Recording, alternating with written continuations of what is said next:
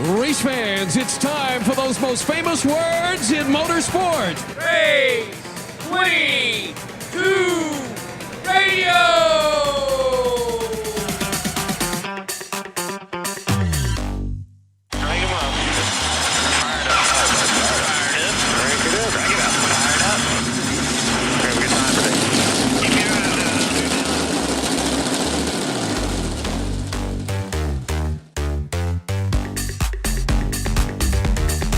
It's time for another edition of RACE22 Radio. In-depth coverage of all your favorite late model stock car racing action from all perspectives. You want answers! I want the truth! You can't handle the truth! RACE22 Radio is hosted by Race22.com founder Mr. Langley Austin. Come here, I'm gonna eat you! I'm bigger than you, I'm higher in the food chain! Get in my belly! Come on! RACE22 Radio is co-hosted by Performance Center Racing Warehouse President Mr. Roger Johnson. You just keep your foot on the gas and drive right by him on the outside. You told me nobody goes to the outside on turn 4. If you go to the outside, you can hold it.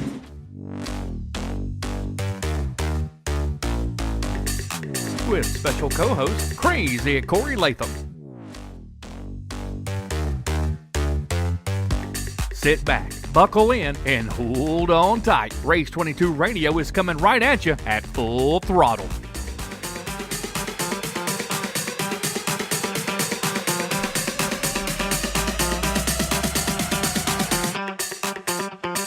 And now your host, Mr. Langley Austin.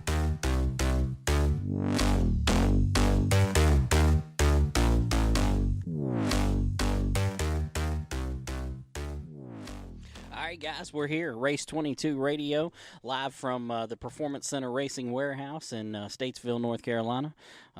We still don't have a studio, but it is in the works, right? We're getting there. They've started moving stuff around here, so we're getting a studio built here at Performance Center Racing Warehouse. You know, I mean, nobody knew that the show was going to last until the 9th episode, so I guess now that we're here, we can go on and just make it the rest of the year. This far, yeah, we keep going for a little bit. Right. You know, good stuff to talk about this week too. So it's there's all kinds of things to talk about this week. So, racing is alive and well in this region. South Boston and Hickory opened up this weekend. Myrtle Beach had a race. Caraway also opened up on Sunday. Plenty of stuff to talk about from pretty much everywhere. Right, a lot of news. I mean, you know, but the biggest juicy news. Right, for sure. Biggest news of the week is that you were at a race. Here. I mean, so that why is to me, everybody laughing? You know, everybody's laughing because they know it's true. I was there. Right. Well, until you left. Well, I did. Well, I was there until I left. Sure. Yes, you're right. Which was not the end of the race. Well, it was right before the late model race. I left. Right well, before there was a couple of divisions in between there. No. Yes. I stayed. I was there for the limited debacle. Yeah. Everybody piled up. That's about as far as you made it. Yeah. Right after that, I said I had enough. Yeah. You rolled on out the gate. I had dinner I was supposed to make too. Yeah, I know. I saw pictures of that. Langley was giving me a hard time about me leaving at 10:30 at night to go have dinner with my family. So I started sending him pictures of what we were eating. Yeah. Pretty good times. He told me that he would have probably left with me if he'd have known. Yeah, I mean it was good stuff for sure. Hopefully it was worth it, and it looked like it was. It was. It was pretty good. You missed some excitement there at Hickory, though. I saw the video again today. Did they have actual video of anybody over there fighting? Yeah. I ain't seen it. Yeah, they were kind of tucked a little bit behind the trailer, but there was quite a few blows being swung and looked like a little tacklage maybe in there. Yeah, somebody else told me that nothing really happened. Over there, say, nothing really happened. They were just cops was moving them. I said, I don't think that's how it went. No, I talked to him this morning. You talked to who? Charlie Watson this morning. Yeah. 7:45 or something. Him and Lee Wait, were you didn't talk to him at 7:45. Yeah, you weren't awake for that. No, like he wake you up. The difference, right, is like I have to be here. You I forgot because Aaron's not here anymore. Right, you it doesn't matter. I'm still here, right? I'm still here, Mr. 1:30 in the afternoon. I was already on the road at 1:30 today. Come on, man. I get up early on show day. I was up at like 11:30. Okay? Right. Went to bed at 4, up at noon. It's hard to throw me under the bus for getting up late when I don't care. I know. Me neither, really. I wish I could stay in bed all day. That'd be awesome. I am sure. I guess the first thing we need to do is go over to Doc and let him get a check of the news here. Yeah, he's here. We'll talk about who's not here. Yeah, I did show up. Yep. I clocked in. Wow, good. Nice. Good. I got my card over there by the time clocked. There's probably nothing to talk about in the news, right? Just slightly a whole lot. We're good. We're looking good over here. You ready? Tell us about it. All right.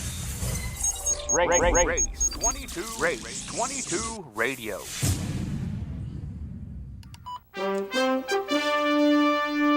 All right, let's talk about some racing news. Finally, the tracks are heating up, and a lot of these tracks have been fast. But first, let's go to Caraway Speedway. Big Money Matt Hirschman lived up to that nickname on that beautiful – yesterday, what a beautiful day for racing at Caraway Speedway. $5,000 for the winner for the modified tour. I think that was the big tour, modified tour. Racing tour. Yeah. $21,000 was posted. His part was $5,000, so not bad for a day's work. Plus, they were down at Myrtle Beach. We'll talk about that a little bit later on. But that was their 54th season opening, and it looks like they had a pretty good crowd. A lot of cars. Pits looked full, and one of the sections of grandstands looked really full. I don't know about the rest. Good. I'm real glad, and the weather was beautiful. So the modified 602 Modified Tour also got underway. Dean Lauder was the winner in that 35-lapper. 602 Super Limited Division, Austin Harris was the big winner. Chase Robertson, I think he's, a year older than Daniel? Yeah, is he 15 or 16? I don't know. I mean, he's young. He's young. Yeah, him and Daniel are right close to the same age, so Daniel keeps saying, if he can race, why can't I race? Well, show me the money. Right. If your dad wasn't cheap, you'd be able to race, Daniel. I just want to be clear. Chase did finish second. Good job for those folks. Corey Rose third, Amber Lynn fourth, and Carson Ware round out the top five. That was the 602 Super Limited at Caraway Speedway. And the new division, Mac Little claimed that first inaugural victory in the new Sportsman division, ahead of Justin Hicks, Blaze Brinkley. That's Brad's son. Yep. Racing another, big racing family there at Caraway's. Josh Lauder was in the top five. Heath Causey. So looked like that got off to a good start. Oh, absolutely. I think every division had a pretty decent start there. Yeah, good. I'm so glad for them. The next event for the Southern Modified Racing Series, the both 602 division, is Saturday, March 23rd at Southern National Motorsports Park in Kinley. Race time at 6 p.m. The next event for Caraway Speedway is Saturday, April 6th, racing at 7. They're going to have the 602 Super Limited, 602 Modifieds, and along with the Limited Sportsman, Mini Stocks, and the whole shooting match that is, April 6th at 7 p.m. at Caraway. So some more racing planned for those folks, and hopefully they continue the big momentum they got to get the year started.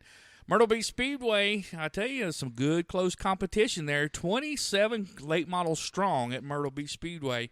Sam Yarborough took the pole with a 20.358, nowhere close to the track record of a 19.80.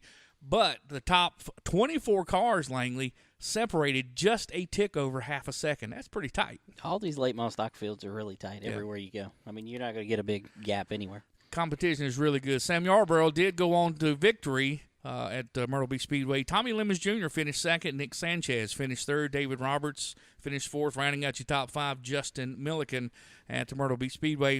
Talked about the NASCAR Wheel and Modifieds. We're at Myrtle Beach on that Saturday. 32 Modifieds at Myrtle Beach. And I understand they put on a pretty good show. Doug Kobe was the victor. Let's see. Burt Myers was the top guy from the South, I do believe. Finished seventh in that race. Yeah, it's about typical for South versus North. That's about where they are. Some of the guys went to Caraway too, yeah? Yeah, they had a good car count there. So I know you guys are going to be getting really into details for the Hickory Motor Speedway Twin 40-lappers this past weekend. My boss here, Langley, tried to get some information. He failed me, so I had to go to the track announcer, Jason Sherrill. So appreciate Jason for stepping in and giving me some good quality information that I was looking for. I was busy listening to Lee Faulk's stories. I'll just be honest with you here. They were some I good sure ones. do appreciate Jason for stepping up to the plate for me. 17 late models strong at the Hickory Motor Speedway, so really glad to see that. Qualifying, the track was fast. Top six cars broke the old record. The old record was was Josh Berry, did it 2016 with the 14.796. And I remember I was asking, you and Jason gave me the information. I remember Matt McCall had the late model record for a long time with 14.812. So not sure the year, but I remember he had that for a long time. The new track record at Hickory Motor Speedway for the late model stocks, Austin McDaniel with a 4.666. That's pretty blazing. Well, 4.666 I mean, would be rolling. 14.666. Yeah. I was like, damn. No wonder the car sitting over here needs a clip. Right. Wow. Yeah, it's clipless yes, over there. Thank you for that. 14.666.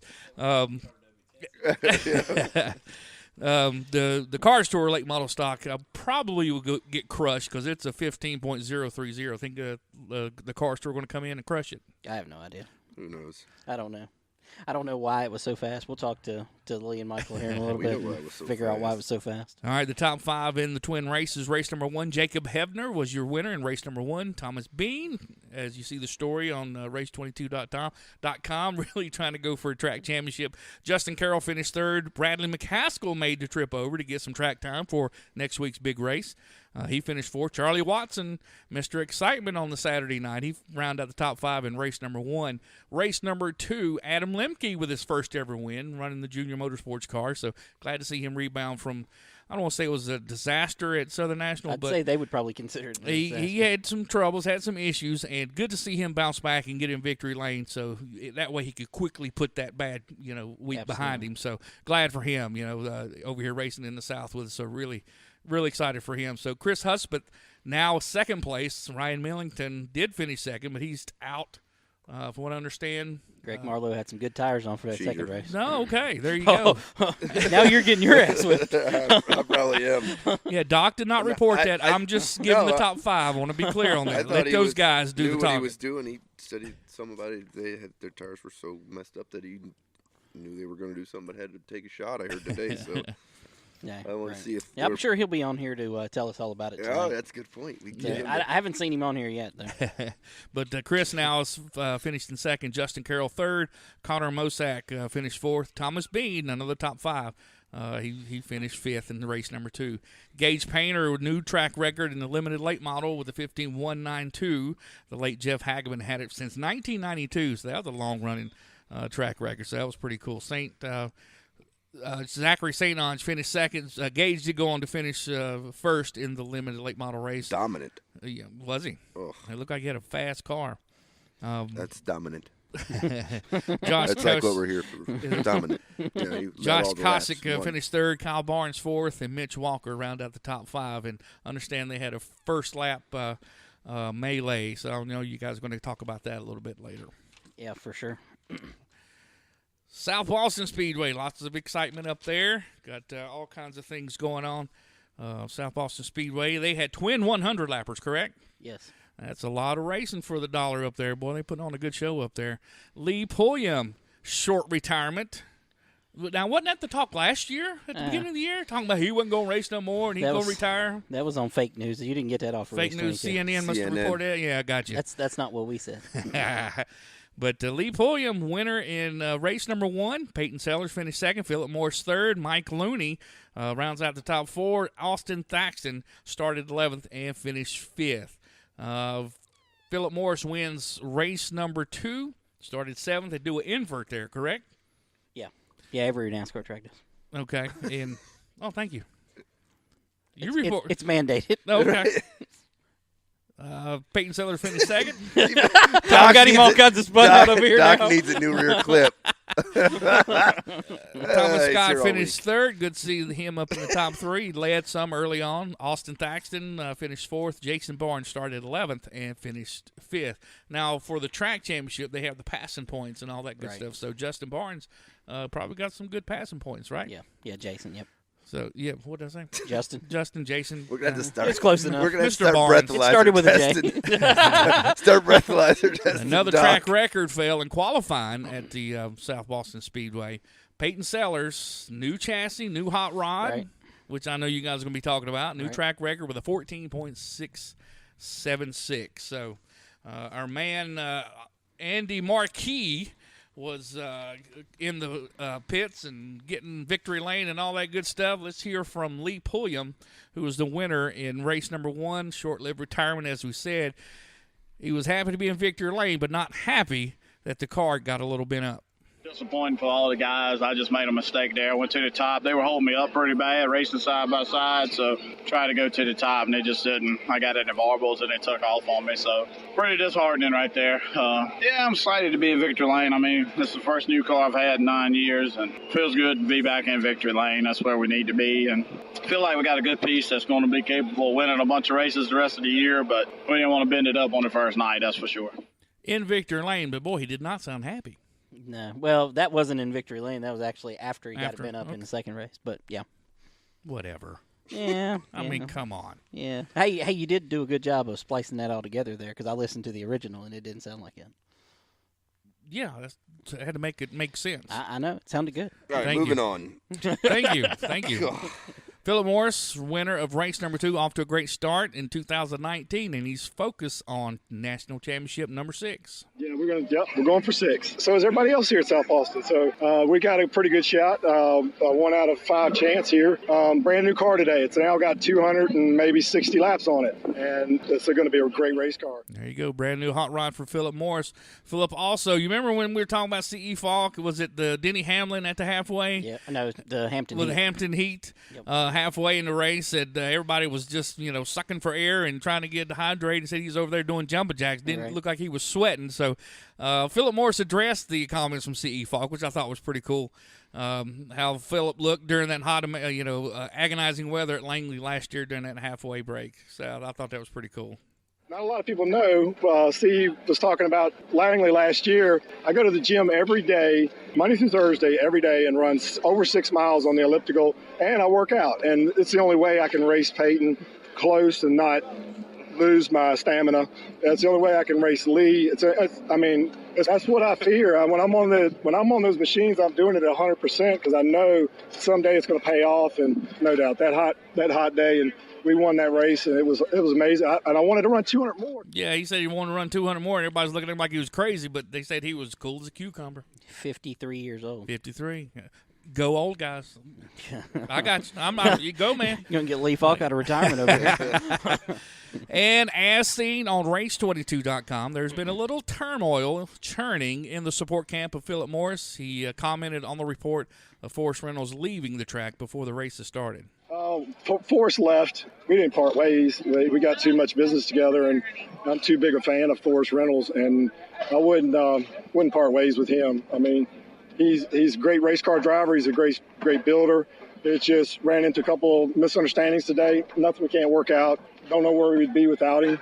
Owe him a lot. That last championship, taking a 53-year-old guy to a national championship, that's pretty big stuff. Yep. Yes, it is. So lots of discussion there. Yeah, that story's pretty big stuff. I mean, for them to and you heard it here first on RACE22.com. Right, so. Right. Yeah, I mean that's a pretty big story. We'll talk about it a little bit more. Peyton Sellers also got some sound bites from him. Thank you, Andy Marquis. Talked about racing with Thomas Scott and his new fast chassis right out of the box, 2 second-place finishes. Come away, first race of the year, new track record, 2 second-place finishes, cars in one piece, and we can make it better. We missed it a little bit. We knew we missed it a little bit, and I think we have a good direction to go. Do you think that maybe in that second race there, you and Lee maybe had been a little too patient with the 8 car? It's early in the race. He's driving the wheels off of his car, trying to get the most out of it, and we're trying to be patient. And he had a good car, but it just, I think Lee just got up there in the dirt and the trash, and he gave me plenty of room. He didn't deserve for me to just move him up the track. Right. Now, if it's 10 to go, I'm gonna move him up a little bit. But early in the race, he's giving me room. It's hard to wreck a guy that's giving you room. You know what I mean? So. Yeah. They work just as hard on these cars as all of us do, so you got to be patient around him. He was just good right in the middle of the track, unfortunately. I liked that. Showed a lot of respect for Thomas Scott, and that was pretty interesting comments talking about, hey, he gave me room, so I'm going to give him respect. So, that spoke a lot about him. Right. I mean, that's Peyton. I mean, he's that's just cool. Classy guy, period. Good stuff. Plus, we had the story, Danny Willis Everybody loves him. Who don't love Danny Wills? Everybody, we need him at the racetrack. I know a few people who don't like him, actually. Well, it's racing related, so it still counts. But back in victory lane, started fourth, earned that victory. Said the competition is really close. It's tight competition there. We wound up starting fourth, and the longer we raced, the better my car got. And it looked like Jessica, her car fell off a little. And I was able to get a run up under and get by her. And then Moss come on right there at the end. They said he was eating me up getting in the corner, but I don't know if he was just driving it in too hard, and I was getting to the gas a little bit better than he was. But to me, I don't know, it was a good tight race, and luckily we was fortunate enough to come out on top, and we just keep digging. We try to run some more limited races, and then see how the year goes, and maybe try to move up and do some more late model races too. We just see how things go. Oh, he hit on something talking about going back to late model stock car racing. Andy asked him what's it going to take for you to get back to late model stock car racing. Yeah, it's all about the money. To run limited is about money, but it's a little bit cheaper on us to be able to run limited. I feel like to be competitive in the late model, we need to change our motor program and go with a Harrington or upgrade. And right now, they just ain't in my budget. So we're just going to race some limited races. We might travel around, might go to Ace some, may go to Orange County, just see how things go. And if the funding comes along, we might try to rent us a Harrington or something and run a few late model races this year. There you go. So that's good news. Hopefully that'll come together for him. Coming up this weekend and the weeks to come, Southeast Super Trucks, Tri-County Speedway, March 30th. I think we're going to be we'll be there covering it. I'm not cool. Sure we may add a few other things there. So. Cool beans, the Southeast Limited Late Model 602 Tour, March 23rd, Southern National Motorsports Park coming up. So if you're close to that area, be sure and support your local racetrack. Cars Tour at Hickory Motor Speedway this coming weekend, March 23rd, late model stock cars and super late models. Yeah. I'm not excited about the super late models, but okay. Man, you need to get excited. I want to hear some, I'm going to be there. Yeah, be there. I mean, I enjoy watching them race. Sorry. Got a little confused there. Also starting out this their season, Anderson down in South Carolina, Friday, March 22nd, Greenville Pickens. I'm interested. I can't wait to hear some reports with their combination of the limiteds and the late models with the one class. They'll be racing March 23rd. Hopefully we'll get some good feedback from those guys. Yeah, I may be there. I'm not really sure. I'm supposed to go to Kingsport, but I may end up at Greenville. Yeah, speaking of them, they are racing Saturday, March 23rd. So, folks, there you go. You got your short track action to pick from. So I want to see everybody at a short track near you. Last news item, we've been on the baby watch. We have a baby. Zach Bruinger and his wife Samantha, they had their baby boy March 23rd at 8:09 a.m., 8 pounds, 7 ounces. So congratulations, mama and baby are doing good. There you go. We finally had that baby. Yeah, they had some pictures up, and if they hadn't had Zach in there, it'd been some good photos. So. Beautiful baby boy. Beautiful baby boy, no doubt. And that's all we got, bruh. All right. Well, that'll do it for the news section, I guess. Well, he just graduated middle school last week. Okay. Getting tight with my 14-year-old man. He said, "Bruh." Right. He bruhs me to death. Right. Literally. Right, we're hoping. I bruh him to death. Right. Yeah. Does Brady say that? Yes, same thing. Actually. Yeah, exactly. Like it happened. How old is he now? He's 12. It happened one time the other day. Probably not happening again. You don't like it? Yeah. No, we chatted about it. I'm cool, but I'm his dad, not his bro. Yeah, it depends. Right. Yeah, it depends Like, on the setting. Yeah, no, and I told him it doesn't really depend on the setting at all. The setting has nothing to do with it. You need some money, Roger. Right. Coach your bro when you need a little cash. Right. And the other voices you're hearing here, Michael Faulk and Lee Faulk from Lee Faulk Racing and Development. We'll get these guys in on the conversation here as we start talking about all the racing from this past weekend, and of course, we'll sit and talk with them in a long form discussion about their driver development program, and hopefully we'll hear some real good old stories. I heard plenty of them this weekend, and some of them are not repeatable here on the radio. That's a good thing. Yeah, probably good for sure. But Roger, man, what an interesting weekend to start off the week two, really. You know what I mean? Well, it really kicks off the racing season because you always have have the first couple of weekends, there's only one event or two maybe. And then this weekend we had, 4 events this weekend. Everybody so we're really kind of getting in gear. Yep. Let's start at South Boston since, probably the biggest news has come out of there. The whole Philip Morris, Forrest Reynolds, Darrell Poe deal that you can read about on RACE22.com. What's your take on all that? My take is when you put people that are used to winning at a high level together, and they all have some kind of ego, they wouldn't be successful if they didn't. And I think a lot of times that those egos spill over, and that's what it is. I think that it becomes how much are you willing to take, how much are you willing to lose, how much are you willing to let somebody think it's this guy or it's that guy. Or it's but that's a team. Yeah. Right? That's what a team is about. So, I find it hard. I think this has been an eternal struggle between, chassis builders and motor builders, and I wish that it wasn't that way. Right. But, it's like we have to have somebody to blame. Right. And if it's not one, it's the other, and there's somewhere in the middle. It could never be. And just, it seems they're always blaming each other. Oh, 100%. And I think it's terrible. To be real honest with you, I think it. I mean, do you think it's terrible when you're blaming them? No, but who am I blaming really? I don't. My thing is that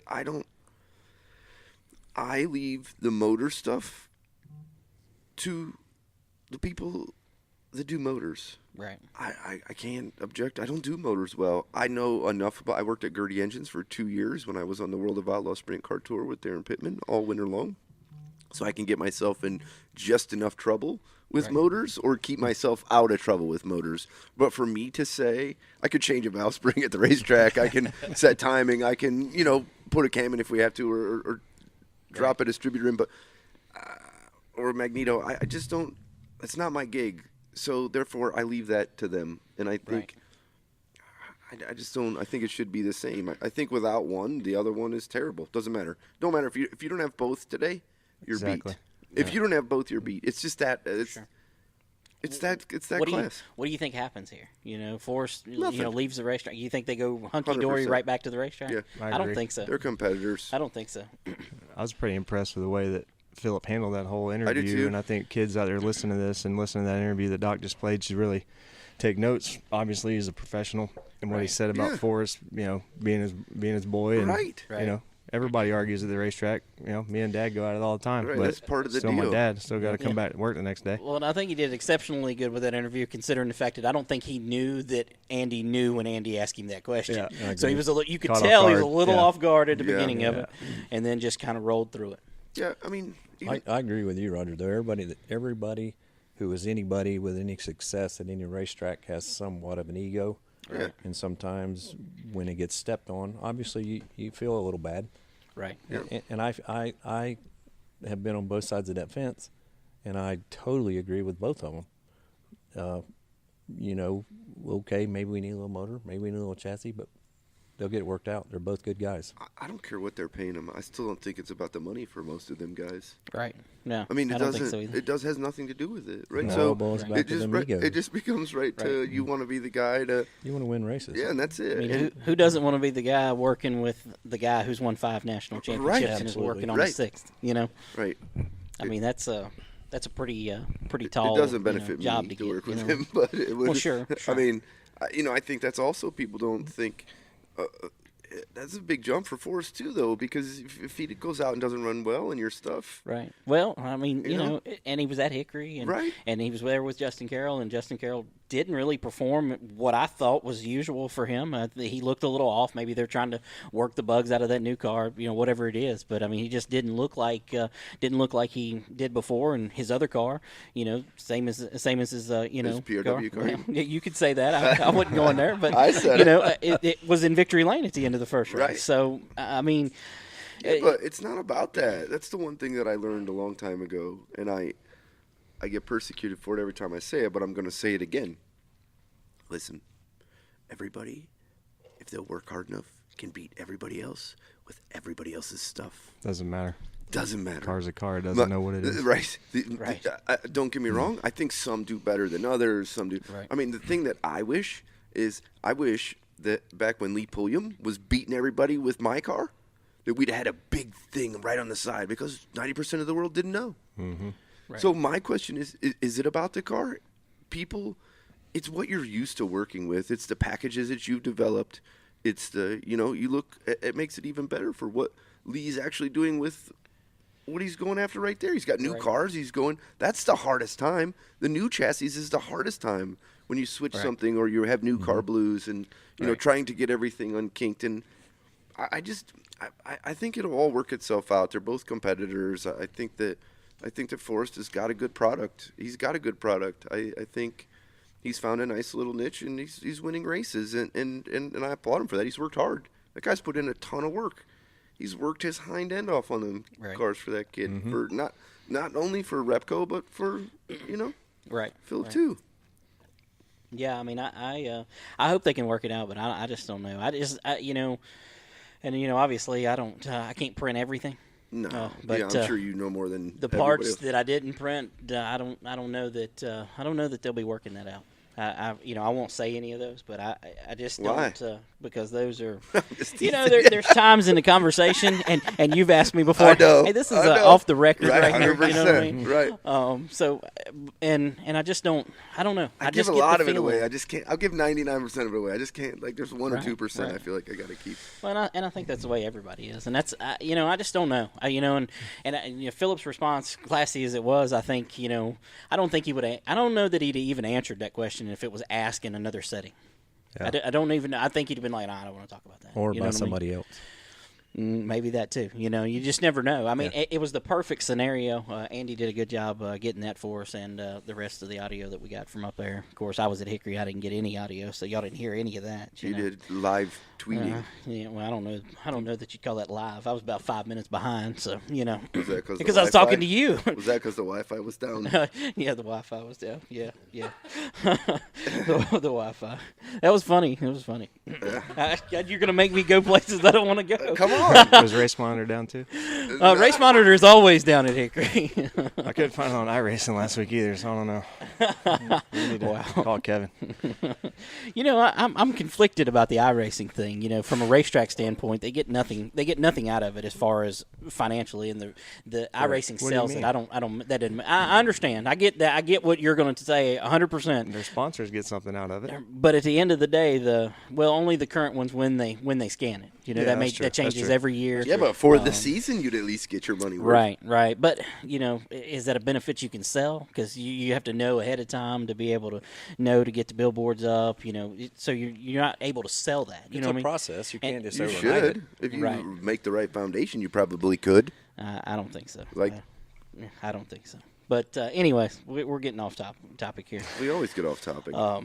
Yeah, we do. Multi-groove racetrack. That's off topic. Speaking of, let's do that. Well, let's just go on and go there. And go there. I mean, dive right in. You brought it up. I'm annoyed about it. I mean, I think anybody that went to Hickory got ripped off. Really? Oh, the one groove? I wasn't there as an op. It was terrible. It was definitely one groove. It was the greatest thing that ever happened for Roger Johnson on week 2. I got 2 of my cars in here that got clips on them that need clips, but for the fan, at one point I looked at Langley and said, why don't they just throw the checkered on this thing? There isn't 2 people. I mean, speed has a lot to do with that too. I mean, the faster the track is, the worse the racing is, in my opinion. Right, that's true. But you couldn't even get off of the bottom. Yeah. Because you could stay there.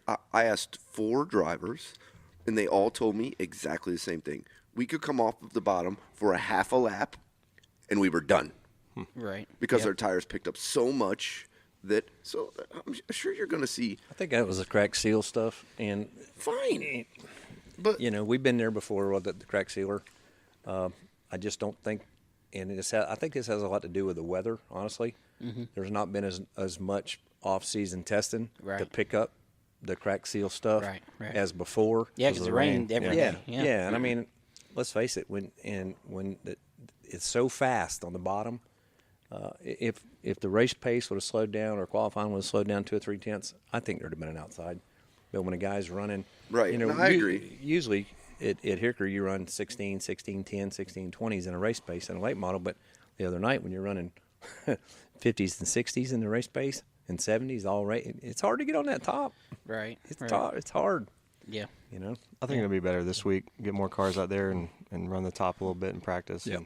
And it'll pick up. Right. Go ahead, Roger. You look like you got something to say. I mean, it doesn't matter if this is pre-sealer, post-sealer, flipped over sealer, middle of freaking July seal. It doesn't matter. This is the same thing that's happened 10 years in a row now. Since 2009, I can tell you that what's happening over there is the same thing that's happened every year. And I'm pro Hickory. You don't think that's happened other places, though? Well, I do, but why are we still going through it? Why, there was. I thought the crowd was down. I'm not dogging it. I didn't think so. You thought the crowd was up? Yeah, crowds are tough. I mean, you hold 7,000 people or whatever there. It's hard to really tell what a crowd is. I wasn't intrigued with the racing. I didn't. I was. No, but it's because you left before all the good racing happened. I mean, what the heck, man? I didn't leave before all the good racing. I'm just telling you, Charlie Watson knew how important the bottom was. Oh, for sure. That's all I'm going to tell you. Well, there wasn't nobody that drove by anybody. The Sure. only way you got them was if you could get them loose enough to get them up off the bottom. But you know what? You say that, but Millington got under Lemke twice or 3 times, and What happened? He didn't go backwards. So he didn't get by him. So what happened? Yeah, tell us. I don't know. I wasn't there. Somebody tell me what happened. Come on, man. He wasn't there either, so he can't tell you either. So, I mean, well, you explain it to me then. I don't know. Lemke was able to stay there, and I don't know. You say it was one groove. You say you had to be on the bottom. Yet, so you're telling me that Lemke rolled around that on the top? No. Are you saying that he cleared him? They were side by side. He's in the second groove? No. Getting underneath somebody's left rear and getting beside them is 2 completely different things. I mean, I'm pretty for sure that anybody that got out of the bottom ended up. You're saying that Justin Kerr wasn't that good. I'm not even saying it about my car. He got off the bottom and was screwed. I didn't say he wasn't that good. I just said he wasn't as good as he normally is. Right, but he gets off the bottom and you're done for 10 laps until you can get your stuff cleaned back up to where you can get back to the bottom. Right. Yeah, I don't disagree with you, but that's it. That's what I think happened to him. I don't think he was terrible. I just think he got. If you couldn't be right on the bottom and roll in the corner, it was so fast that you were in trouble. Right. You were going to pick up so much debris from the top. That whole crash bang, Swain, McDaniels. Well, that had a lot to do with that too. But I mean, let's look at the limited. I know we're going to talk about that, but let's look at the limited crash. That really come from picking up the rubber on the top. 100%. 100%. He got up a little bit out of the top truck, groove. same thing. For sure. Yeah. Yeah, no doubt. I don't even know what happened in the truck race. Gosh, that was wild. Yeah, I mean, it always is. Huh? I just think that once you get them tires all full of that sealer, it's going to be a mess. And I know it happens, and I know we have to seal the racetracks to make it better, but I still think we got to figure out a way to either keep it broomed off or, something so that you can race up there. But they did blow it off. I witnessed that before we started practice. They blowed the racetrack off from the top down. Right. So that stuff is just keep peeling up. Yeah. Right. Thomas Scott says that happened at South Boston this weekend as well, with the crack sealer. I guess they were using crack sealer there as well. Scott Castle, of course, from Kingsport, said that they don't use any crack seal on concrete. That's a win. You just run over the cracks? Yeah. Is that the way they do? Thomas Bean said that they made it. Speaking of Thomas Bean, I'm gonna just stop right here. Okay, we was talking to him, just giving him some crap, and we said that we was gonna have him on the show with us tonight.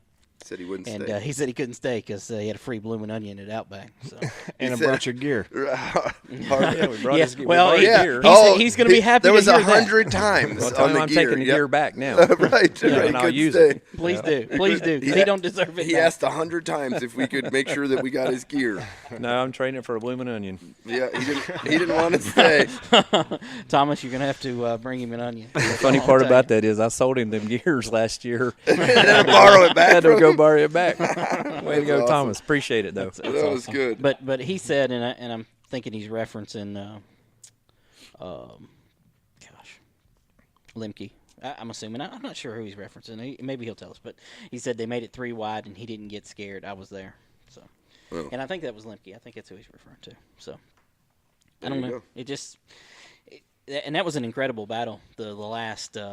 I don't know. Really, the whole second late model race. The last 5, 6, 7 laps of the second late model race was. How do I say this? It was exciting. It was very exciting. Very exciting. But nobody wanted to get off the bottom. No. I promise you that. No, they didn't. Millington's car works really good down on the speed bumps, by the way. Yeah. Really? Marlo's got a speed bump set up on that thing. It's those tires. It's those tires. He's on here now, so he'll tell us about Greg, these tell tires us about here in a those few speed minutes. bumps. Oh, no.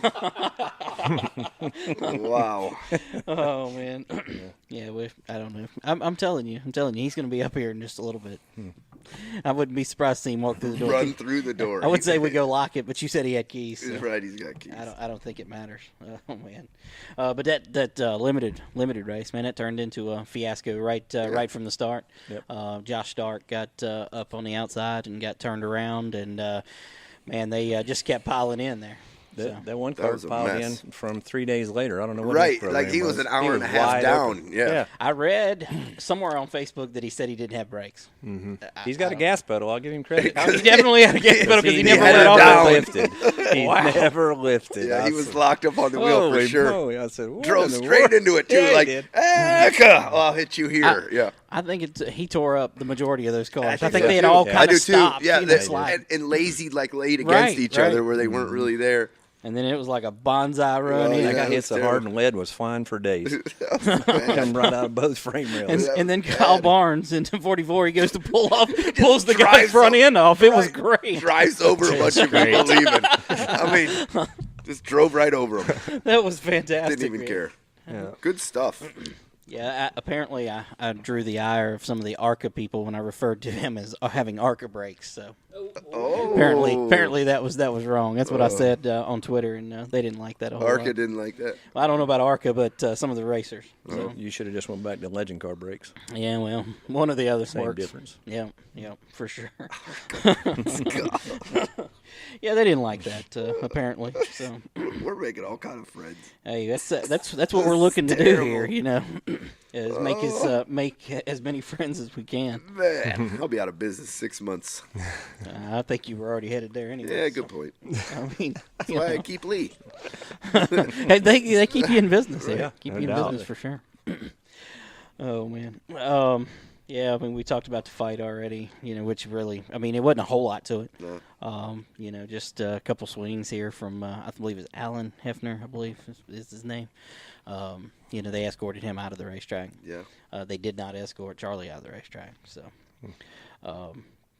I don't know. It was fun. It was fun to watch. I was sitting, I'm more interested to see I'd like to know if it's a $100 fine, by the way. That's it? I mean, that's what fighting is. That's what Greg got. So. I like to see. Michael says, well, that's worth it. Give me a few punches I'm interested to see how it goes further because those guys are both going to race there all year, I think. I don't think Hefner is. Oh, I thought he was again. He may, but I don't think so. I don't know. I believe Justin Carroll told me earlier in the year that he wasn't running. Oh, I thought he was running the whole year. Because that could escalate quickly.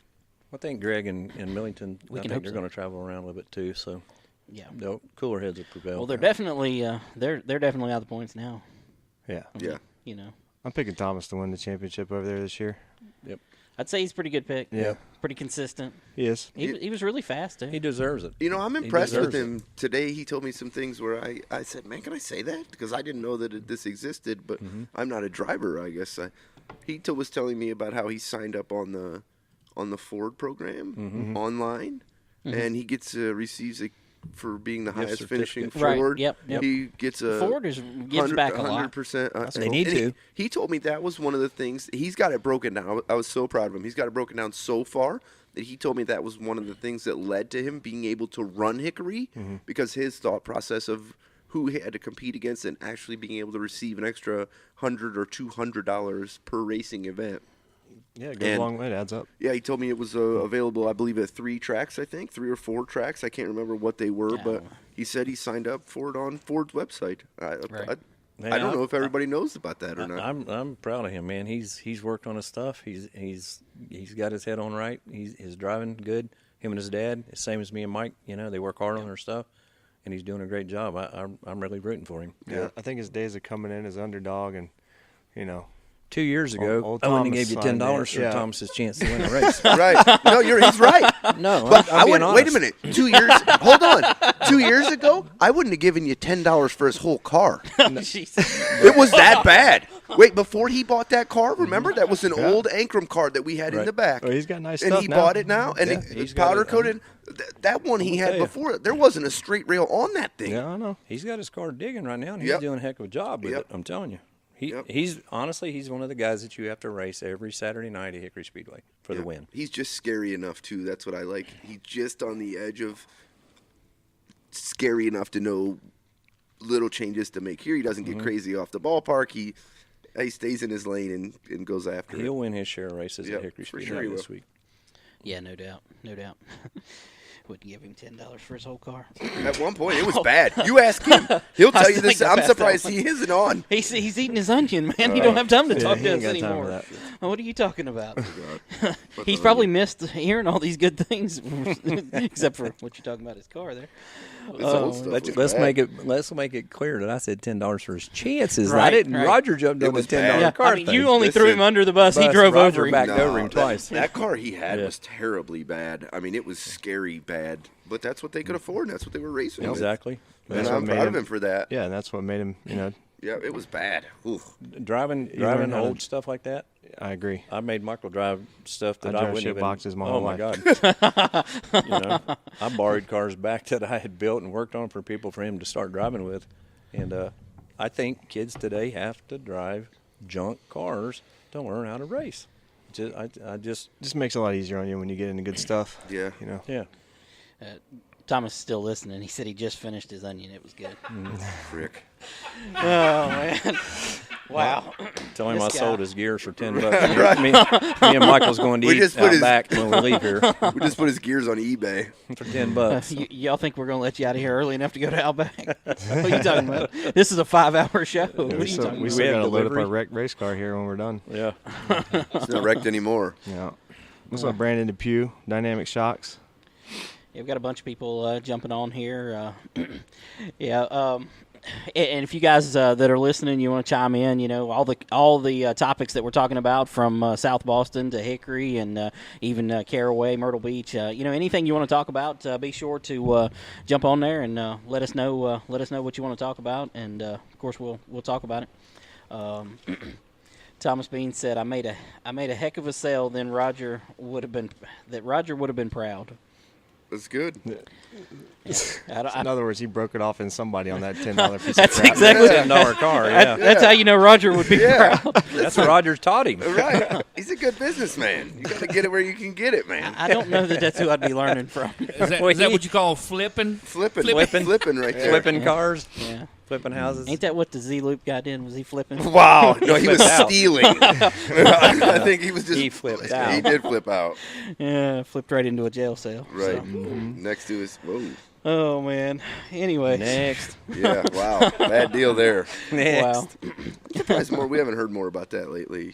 They did. Call Kyle. He can answer yeah, any question he's you got. suing the guy, ain't he? Yeah. Kyle. Yeah, I don't know. He owes Kyle quite a bit of you money. got the DC Solar guy, too. Yeah. Mm-hmm. I think Brendan Poole called in on him, I believe. I believe that's what happened. That's what I'm going with. That's my story. Wow. Turned him in. He was mad at Ross Chastain. Yeah, I drove for one of those guys one time out of California, and that's pretty much why I'm doing what I'm doing now. Really? That was the end of my racing career, basically, at that point. That was it? Yeah. Guy was running a Ponzi scheme or something? Yeah, pretty much. Yeah, scamming all the investors to pay for the race team and giving me 20% of it. Wow. Trouble. Yeah, it was a good time. When the guy shows up at your race shop door and says you're fired, and I'm the new driver and general manager, in a U-Haul with some dirty sweatpants and a wife beater on. Wow! Yeah. Wow! I looked at Michael and said, "What the hell is going on here?" you thought the fight from Hickory was good. Yeah, you should have been there that day. You should have been there that day. I didn't take lightly to that. No. But when the cops came, I said, "Ask everybody what happened." I didn't hit nobody. Ask them. No. Wow, man, we should get into this. Hey, I don't know if we should or not. Let's put it this way. I still own all the stuff. There you go. Interesting how that works sometimes. Yeah, it is. Leverage, a beautiful thing. Yes, it is. Wow. Brandon Clements chiming in. He said that he 100% agrees driving junk makes you appreciate a nice car when you get there. Yes, sir. Wow. All right, well, let's dive in a little bit with you guys. Oh, God. We'll let the chat populate here, and we'll ask you guys some questions as they come up. And if you got any questions for Michael or Lee Faulk, be sure to send them in here. You guys started this driver development program, and I think you guys have come a long ways from day one. I agree. Absolutely. I agree. And, the driver development program is just one of the later chapters of our, career in this whole deal. And obviously we've been doing it. My dad's been doing it forever, and I've been doing it since I was 2 weeks old. But, a lot of people don't know this, but I was 10 years old spotting and crew chiefing for my dad, and we were a two-person team. He would drive and haul the car, and I'd work on it, spot, and make the calls at 10. And we won a lot of super late model races like that in Florida. Doing that. So, I'm 37 now, so obviously 28 years of this. The development program is taking a little while to get off the ground. But, it's kind of a deal where in Langley, you were one of them. We came up here from Florida, and everybody kind of looked at us as an outcast. It took us a while to earn everybody's respect and become friends with everybody and kind of get in the groove here. And, we've been loyal to Roger even before Roger with Tom, and we've had Harrington engines since day one, and that's a big part of our success is just building loyalty. Loyalty. One of my originals when I didn't have anybody. Absolutely. Yep. And and we got some good drivers, and finally started getting the ball rolling, and we got the Fittipaldi. Pietro came along there and started winning for us, and then it kind of snowballed from there. And just it's weird how it happens. You just kind of got to keep afloat in this business, and then eventually it breaks. That's right. Yeah, you guys have had a lot of different guys come through your program over the years. Some of them move on. I believe Suarez was with you guys at one time. Just Fittipaldi, too. I mean, that's a pretty big, impressive lineup of guys you guys have had come through. Yeah, we've been really fortunate. The Fittipaldi deal was actually brought to us through TRD, and David Ruderman helped us get that deal going to start with. But Anthony Alfredo now running trucks came through our program. There's a lot of good name guys. Danny and Suarez, and he brought some other drivers from Mexico. We did that deal for a while for those guys, and just we've been really lucky to for the most part have some good drivers and good relationships. And for the ones that will stick around long enough for it to work, it'll work. If you just trust the system. But obviously not everybody has that kind of patience. Is that one of your biggest challenges, is keeping somebody in the seat long enough to get it to where you need to be? I mean, the parents are the biggest challenge, bar none.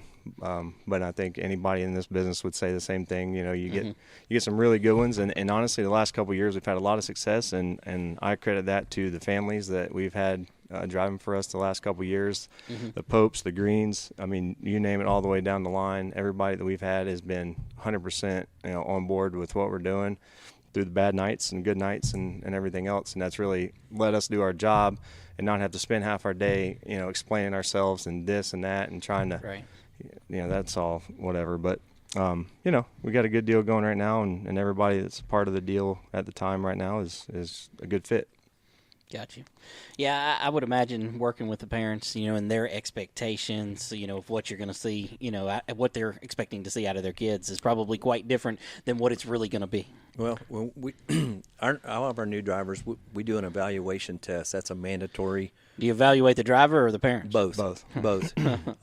And I tell everybody, hell, my mother would have to do an evaluation test.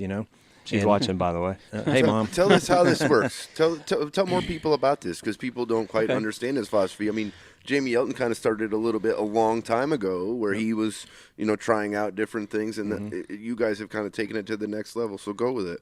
What we do, everybody that comes through our program, even the people that are recommended to us from other people or other teams, we go to Hickory or a racetrack. And everybody has to do what we call it's a mandatory evaluation test. Right. What that does, it either tells us at what level we need to start our program with the kids. If they're coming out of legend car, we can't be as aggressive as if they've had some late model or pro late model or some other experience coming to us. Obviously, we can skip a few steps and get more aggressive. And then there's been things, I tell them when they come, at the end of the day, I'll either tell you to buy some golf clubs or go to the bank, and I'm brutally honest, and I think the parents want to hear that, most do, some don't, but Yeah, but at least if they don't, right, right away at that point. before you invest so much time. I think I want you guys, my biggest thing for having you guys on was I want you to tell people how much is involved in your program. I mean, I think people think, oh, they just show up with a helmet. This kid pays, right? And then he just shows up with a helmet, and they don't blah, blah, blah. And how much there is from the things you guys do in car prep and in whatever, to social media stuff that you're doing, to how you've kind of went around the backside and teamed up with MPM. And, yeah, absolutely. Made it a one-stop shop for everything that was needed. And we did. At first I was trying to do all that stuff myself, and we had 1 or 2 cars a week, to worry about. But, Tanya McAllister and with MPM Marketing, her and we've all been family friends forever and been talking about doing something for years. And then, so a couple years ago, we did a deal with one of her drivers, and it worked out good. So now she pretty much does the marketing for our company and all of our drivers that need it and want it. We refer them and obviously encourage them to be a part of her program as well. And she does a great job of getting PR out there and really getting their name out there to all the media outlets. I'm sure Langley knows. He's probably tired of hearing from her every morning. But, that's a huge part of the deal with any kind of racing these days. And, our week, I haven't had a day off in 20 days. So, for people to think that we just, show up, throw our cars in the box, throw, set of tires on it and go, obviously, or have no idea really what it's about. But, like today, I went to Opp, Alabama with Shady and Jake. Went down there and run the Rattler with Nolan Pope in the super late model while Dad split up. He went up with Marty Ward to Hickory, and they took a kid up there, Zach St. Ange, and ran second in his debut in the limited late model series up there. It was good. Legitimately passed some cars. Yeah, did a good job. Langley and I said they were watching him. He did. I was proud of him. Yeah. Proud of him. So we all met back up this morning, unloaded and tore apart some wreck stuff, and basically that's Monday and Tuesday, and then Wednesday we're setting 2 or 3 cars up, pulling them down, scaling them, and getting stuff ready to go back and test on Thursday, Friday to race on Saturday again, and then hopefully on Sunday I get to play with Harper a little bit. Yeah, nice. It takes. Sounds kind of like your life, huh? Yeah. Yeah. Sunday I was here. It was awesome. First Sunday I've been here in a while. I was getting ready to say that's a first in 10, 11 years, whatever. Come on, man. No, I don't know that it was that bad, but it was bad. So first in 8 years. Nah, maybe 2. I don't like to work on Sunday. I don't think anybody should work on Sunday. No, neither. It was just something I think we should race on Sundays. I didn't, even when I cup raced, I hated it. I hated Sunday.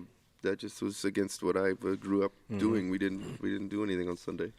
I was just amazed to hear earlier that you went to church. I go to church. Yeah, I started doing that recently the last couple of years. Yeah, I go to church. It's been fun. Yeah, I go quite a bit. Maybe you should start. Yeah, I have spent plenty of time in church. I haven't been lately. I will be honest about that. But you should go. You can come with me. No, I don't think I'm driving 2.5 hours to go to church. I'm pretty sure I can find one close to home. You're not pot committed then. You should be all the way in, No, not down here. That's a long ways from home. But you guys' driver development program's doing great, man. I think I've said on one of the previous shows, when you guys started, I ain't gonna lie, I was like, man, honestly, the cars didn't look that good. They didn't run that good on the racetrack, and I was like, I don't think these guys are gonna make it. And then as the wheels turned, man, you guys started looking better, started running better, and you got the whole package now. It just took a lot of time. Coming from super late models, it's all we've ever done. And then just one day, all of a sudden, we're racing late model stocks. It's a totally different animal. So, right. And had no credibility in the sport up here, and just had to take what we could get and anything to make pay the bills. And we weren't making any money for years, and we took every dollar we made, bought more equipment, and kept just reinvesting it in assets in the company. And we had one car, and a friend of ours, Mario Hernandez, out of Miami, would fly up and give us a couple $1,000s to go race him at Hickory on the weekends in Tri-County. And, for 2 years, I didn't make a paycheck. Dad made a little bit of money, but, luckily my wife was making good money and supporting us at the time. And we were able to make it work until, things started rolling for us. And we have been running a lot better. And one of the main reasons is our drivers are believing in what we're doing, and they're working as a team together. Right. Austin Green, great driver. cheering for his teammates. And Ryan Vargas, he's racing for us this year. He was at Hickory this weekend with Zach St. Ange, helping him and just watching and learning. So all of our drivers are really, buying into the whole deal because they see our success over the last couple of years, and obviously they want that for themselves, and it's starting to show. And for instance, at Anderson, I don't know, if you noticed, but we started pretty much kicking butt at Anderson last year, and we did absolutely nothing different than we've done for the last 5 years at Anderson, except, one day, I think it was Nolan Pope just would not quit over driving the corner. Every single time we go there, he'd be fast, he'd get out to a lead, and then they'd run him down like he was in reverse, and then like, dude, just back up the corner, back up the corner, back up the corner. He wouldn't do it. Finally, he was going to be a smart ass, and he was going to let off at the flag stand and show us that this doesn't work. Well, when he did that, he put a half a track on him and checked out. So keep doing that. Yeah. So when he was like, oh, okay, maybe these guys do know what they're talking about. Then he knocked off. Listen to the old gray-headed guy, too. Yeah, then he started knocking off wins left and right over there and sitting on the poles, and him and Austin were competing against each other, obviously, so that was raising the level, too, so. This year, man, we got a great group of guys. Like you were talking about the race at Kinley coming up. Ryan Rackley's going there with David Rudiman as his crew chief. He's going to run that deal for us. And the PRA Tour, he's going to do the whole season and run for the championship. And that kid's a really good driver. Tell us about how that came about, having David helping you. David's been part of our family forever. Buzzy was my crew chief when I was younger, racing all-pro. And, David ran mini stocks on dirt when I was a kid, and Dad gave him a job working at Executive Racing School down there in Lakeland, Florida, a long time ago when he needed a job, and we just stayed close. And we've talked about doing something with him for a couple of years, and he's always kind of been a little busy with his new deal, building cars and stuff. And then finally it just worked out where he could have time to do this, and he jumped on it. So he came and picked the car up the other day, and they're going to take off Thursday and go test over at Southern National and be there for the race. And you guys won't be there with him? I think Dad's going to go. I'm going to go Thursday and test with him the first day just to get them all acclimated and go through the whole. But no, we'll be at the Cars Tour 3. We'll have a Super and 2 late model stocks at Hickory. Gotcha. Are you guys not running anything at Anderson this weekend? No, next weekend or next race we are, I think. Gotcha. Yeah, I figured y'all would naturally be there as successful as y'all have been there. Well, we tried it. I love Sylvia to death. I love her to death.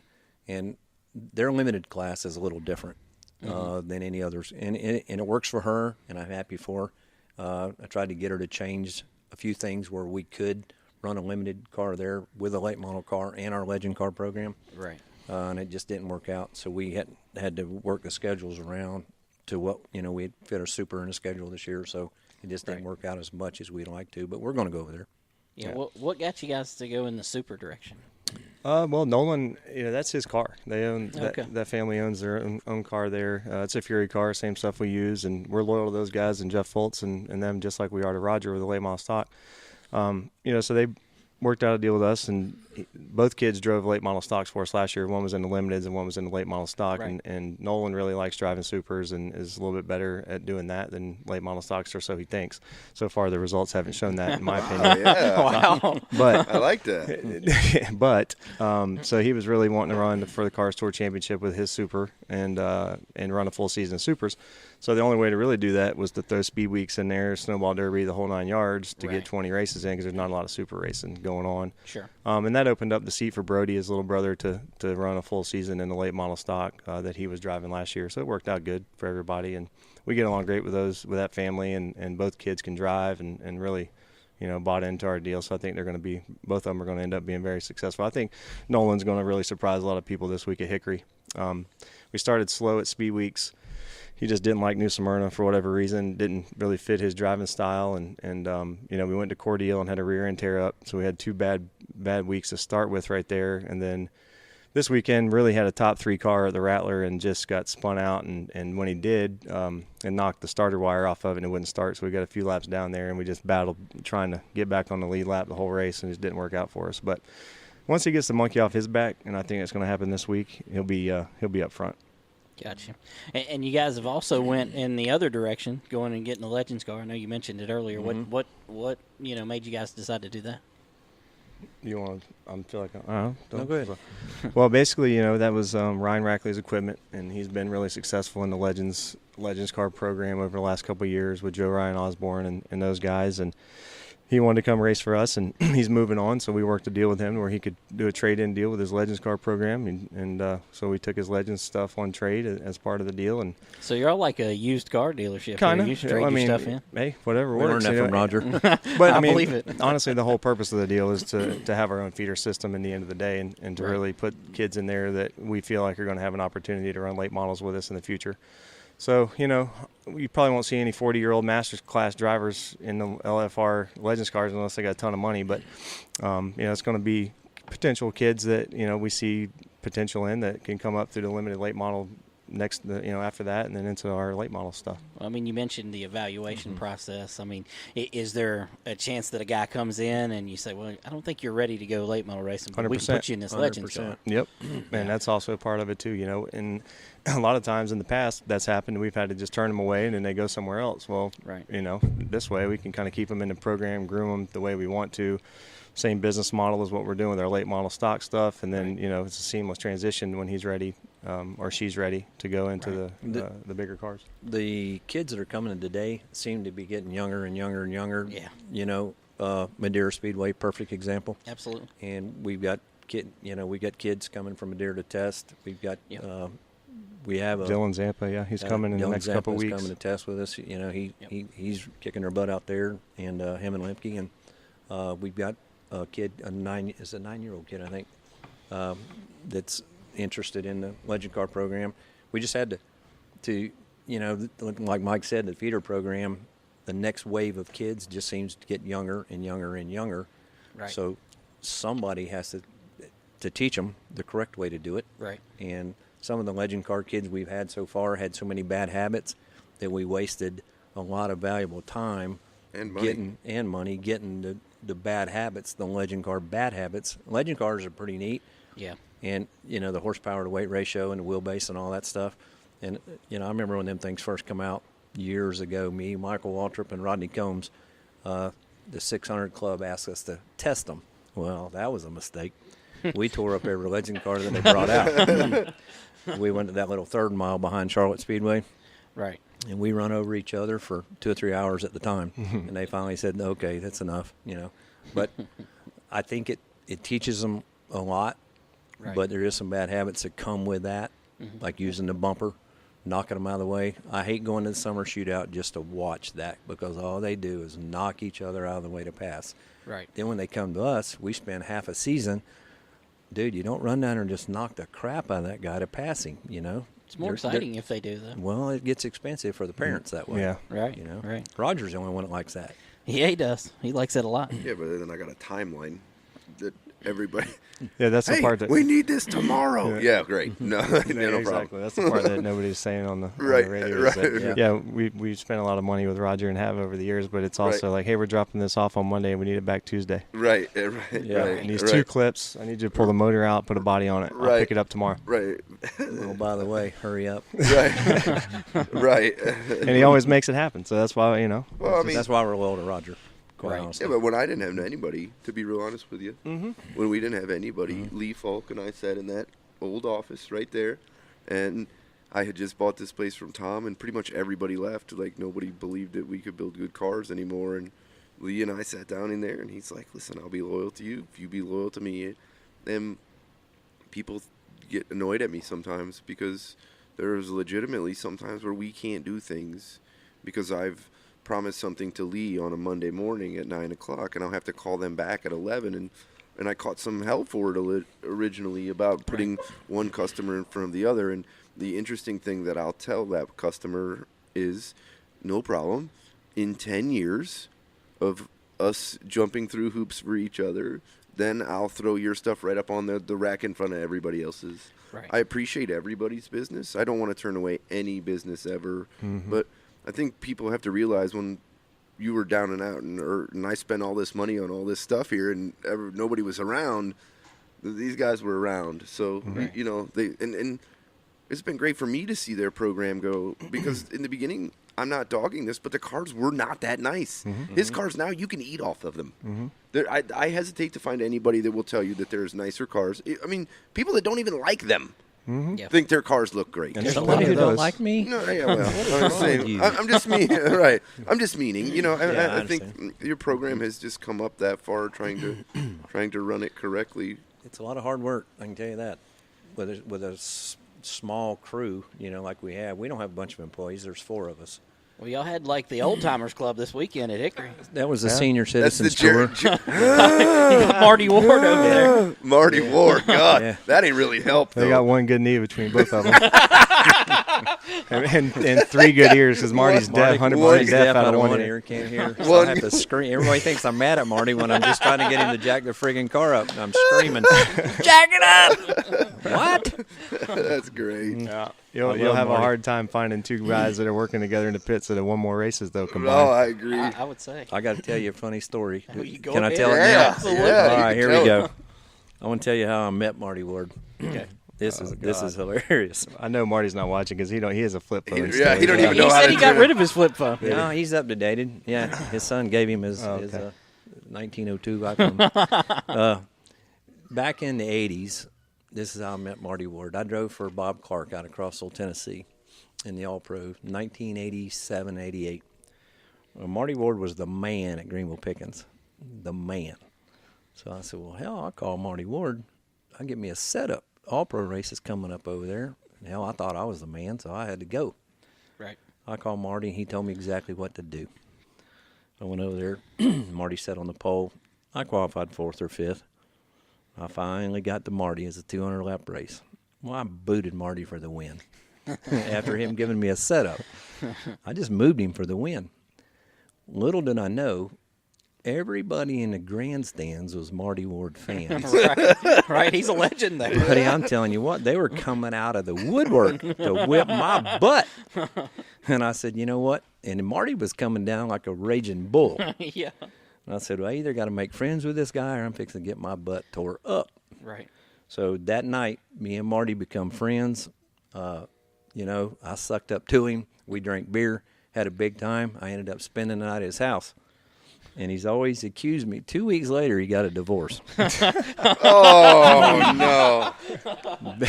The best thing that ever happened to Marty Ward in his life. He got a divorce. Yeah, he's got a really nice wife now. But his first wife was a little out there. But we become great friends. So here, that was it was cold weather. So middle of the summer, we had another all-pro race there. So I called Marty back. I said, hey, bud, what I need to do? He said, nothing. Bring it just like you were. Well, my dumb self, it was about 40 degrees hotter. I thought, okay, Marty knows what he's talking about. So I go back there. I sit on the pole. I was struggling. Marty caught me and booted me. I ended up about 5th or 6th. Marty ends up winning the race. So we've been best friends ever since in 1987, honestly. Ever since he got him divorced, best friends. Yeah, that's the way it happens. That was the best thing could ever happen to him, he said. You know, Marty, he did that sportsman deal, you know, at Charlotte and around. Yeah.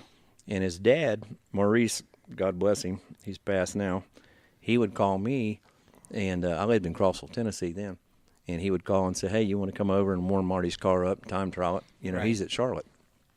Yeah. And I said, sure, man. Heck, yeah, I'm on the way. I go to Greenville, get over there, drove my pickup over there right by myself. I practiced the old car, set her on the pole. Well, Marty had called, you know, and there was rain supposedly on the way. So, rain's coming. Yeah. Rain's coming. Yeah, he already had it moved back to the last race of the night. Yeah, Marty had Blackwell was the promoter then. Tom. Yeah. So he had a deal with Marty, you know, run the race so I can get from Charlotte, the sportsman race, back to Greenville. You know, I'll wait on you. Okay. So in the meantime, when I sat on the pole, I went and got Blackwell and said, look, Marty called, got a hold of his mom, and she got a hold of me.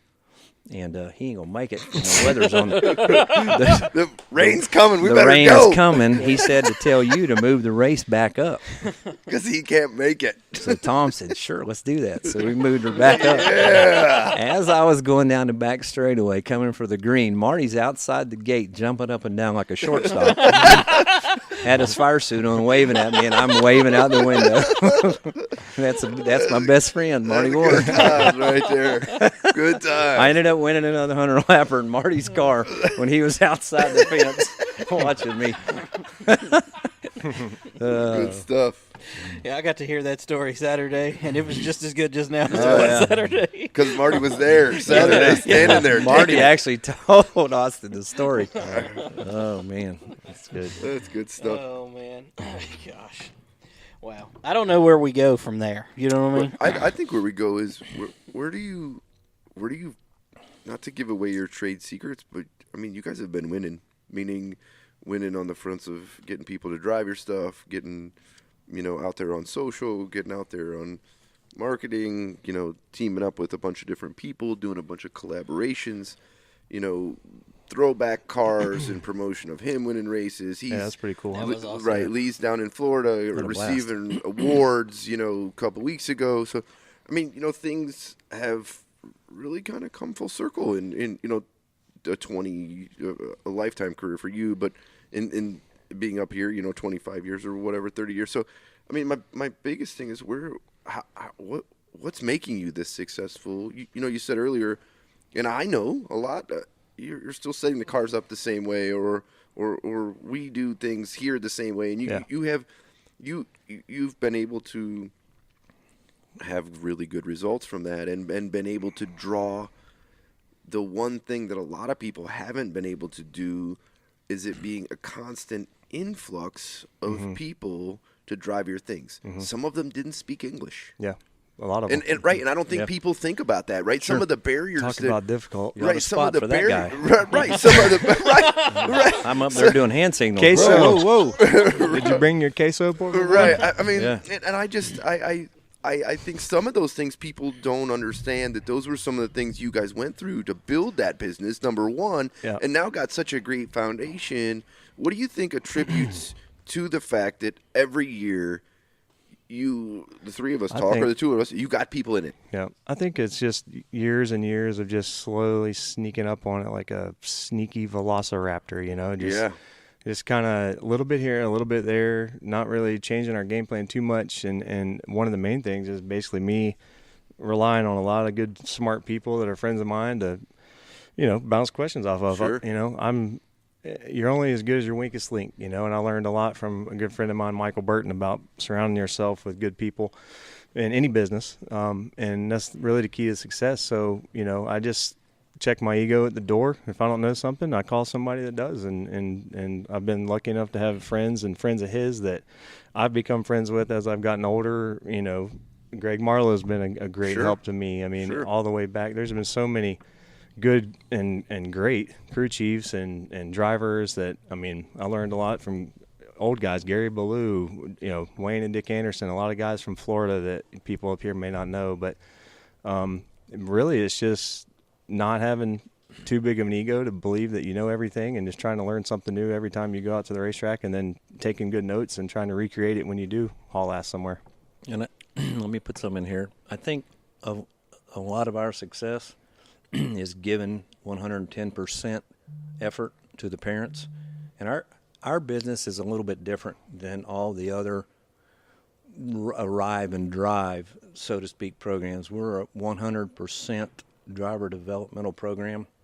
We honestly care about winning races and are developing our drivers so they do get to a point. It's kind of a family with us. And we take the drivers in as our family. Heck, we go to eat with them. They go on the boat. We have a big time with everybody. And it's just, I think, if you, in any business, obviously, but if you give people what they pay for and don't shortcut them and give them an honest day's work for their pay, so to speak, and everybody's got to have fun doing it. Right. You got to. My dad told me a long time ago, and when he was paying my bills, he'd raise his hands up and he said, "Son, as long as we're having the same amount of money I'm spending for the same amount of fun I'm having, we'll do this as long as you want to do it. But if it gets out of whack, where I'm spending way more money and they ain't having no fun, then we're going to quit." So I think everybody has to have fun doing this too. But right. I think you just give people what they pay for and don't shortcut them. And obviously it's worked for us. So. Well, you talk about giving them what they pay for. What do they pay? What does it cost to drive one of your cars, whether it's a Legends car or a late model stock? What does that cost? It's a lot of money. It really just depends on what, you know, I mean, there's a lot of variables. It's where do you want to race? It's what class are we racing in? But, I mean, it's anywhere from, you could do it for as cheap as $7,000, or you can do it for as expensive as $15,000 or $16,000, whatever. Yeah, I mean, it's just, you know, car store is more expensive than going to Hickory on a Saturday night or Anderson or whatever. It just depends, man. There's not really a set price. As far as the Legends cars deal, I don't know. We haven't raced it yet, so we haven't really done a cost analysis on that and see exactly what we need to charge to make it worth. And we're not in the Legends deal to make money. It's really just to feed our business. So whatever we got to make to break even is what we're going to make. You know, what we're going to charge on that stuff. Right. I think that's one neat thing about our program. We can build different programs around different styles and different people according to their levels what they want to do. Yeah, there's people that are just, you know, we're not stuck on 100% dead set on going to NASCAR and being a NASCAR driver, and they want to get there as quickly as possible. Right. They want to know what affiliations we have with ARCA, K&N, truck teams, and then there's people that want to come here and have money to run 20 races with their kid and go have a good time all year, drink beer after the race, and hang out. Remember that Nelson guy that came from Brazil? The other day I turned on some Kanachi? Yeah, I turned on some thing the other day, and he was on there racing like an electric Formula One car or something. Oh, I was like, you talking about PK? Yeah, I was like, wow. So he's raced everything. Wow, went from, you know what I mean? Just so many of the guys. There's not very many. I don't think people that have rental car, and I should say driver development deals. We've definitely got that have had that. Yeah, I mean, think crowd. about it. So you got F1 guys, you've had road race guys, you've had Formula guys, you've had you know what I mean. It just worked out that way. I mean, we've had Italians, Venezuelans. You know, Max Pappas, another good friend of ours, has sent people to us, and I think it's a testament of us treating people right. Really, you know, we've had deals come to us, even though when we were not performing as well as we are now, we've still gotten deals because of how we treat people and because of the way we do business over top of what the performance was. And that enabled us to, you know, pick our performance up because obviously inflow of money helped us build more equipment. And you know, the one thing I know, and I'm going to tell people, and I don't know if I should or not, but I don't think people know how many people you refer to other rental deals, meaning, hey, we're full. We don't have any more room to do this, but hey, this gentleman down here, we've worked with him in the past. We know him. He'll help you. How many of that third partying you do that you don't even get anything for, right? I mean, there's no $2,000 a week. Just you, hey, you didn't fit in our deal. We want the sport to be good. Hey, we'll go help you go here. Here's a lesser deal that might be better for you. All the time. Right, and I don't think people understand that. I think people think it's just a bunch of vultures sitting around doing whatever. Yeah, and no, it's not. And it comes back to us, too. Like, for instance, the Zach St. Ange kid, David Gillen sent us that deal. Yeah, you know, I mean, there you go. He didn't have the budget to go to DGR or whatever they wanted to do or didn't fit in their system, and he told him to come to us, which I thought, you know, was pretty cool. And it says a lot about our program. And then the same token, we just sent Josh Stark over to Eugene Light, you know, for the limited deal at Hickory because we were full and didn't really have a chance, didn't have the manpower, the cars left in the stable to do it. So. You know, that's the one thing I kind of appreciate about a lot of my customers. If you think about that, a lot of my customers end up using each other or the circle of drivers. Let's face it. I mean, I applaud that. If you don't help each other, you're host. If we don't help each other, the racing is going to go away. And all of us, Roger included, Langley, you too, need the racing business to survive and prosper. Right.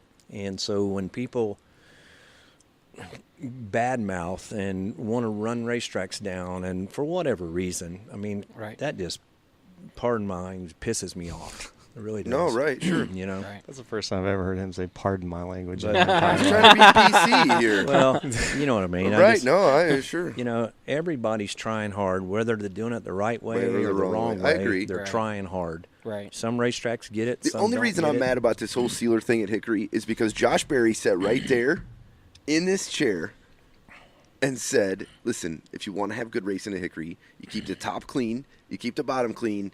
And it's awesome. It's awesome. We can race wherever. And I just can't figure out, like, I'm mad that a guy with that much protocol gives and that much data to back up what he's saying, gives that piece of information out there, and we can't do it.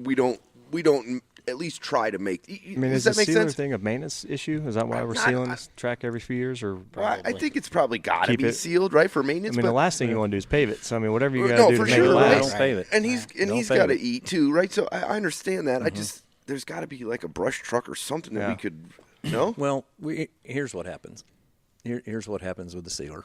I'm just tell you. Obviously, the weather. It'll be all gone soon. Yeah, it's going to be gone, and then this conversation will go away. Yeah. But the weather in North Carolina, Tennessee, South Carolina, Alabama sucks. Right. Let's face it. Right. When snow sits on asphalt for days at a time, just Tri-County. Hell, I've seen some of the best racing ever at Tri-County, and it's got bigger crack. We could put this table in some cracks. We could, for sure, 100%. But, and if they paved that place or paved Hickory, you would never see any good Hickory. I think it hurt Greenville. We've talked about it. I think it hurt Greenville. Yes, it did. It definitely hurt Greenville. But you look at South Boston, and on the other hand, they paved it. Yep. And they have great racing. And they can run side by side. Yeah. You know. Yep. No, I agree. I think it comes to who you have pave it. I think South Boston spent a lot of time and energy getting the right people to pave the racetrack. Sure. And I'm not saying Greenville didn't spend a lot of time, but I think they did it themselves.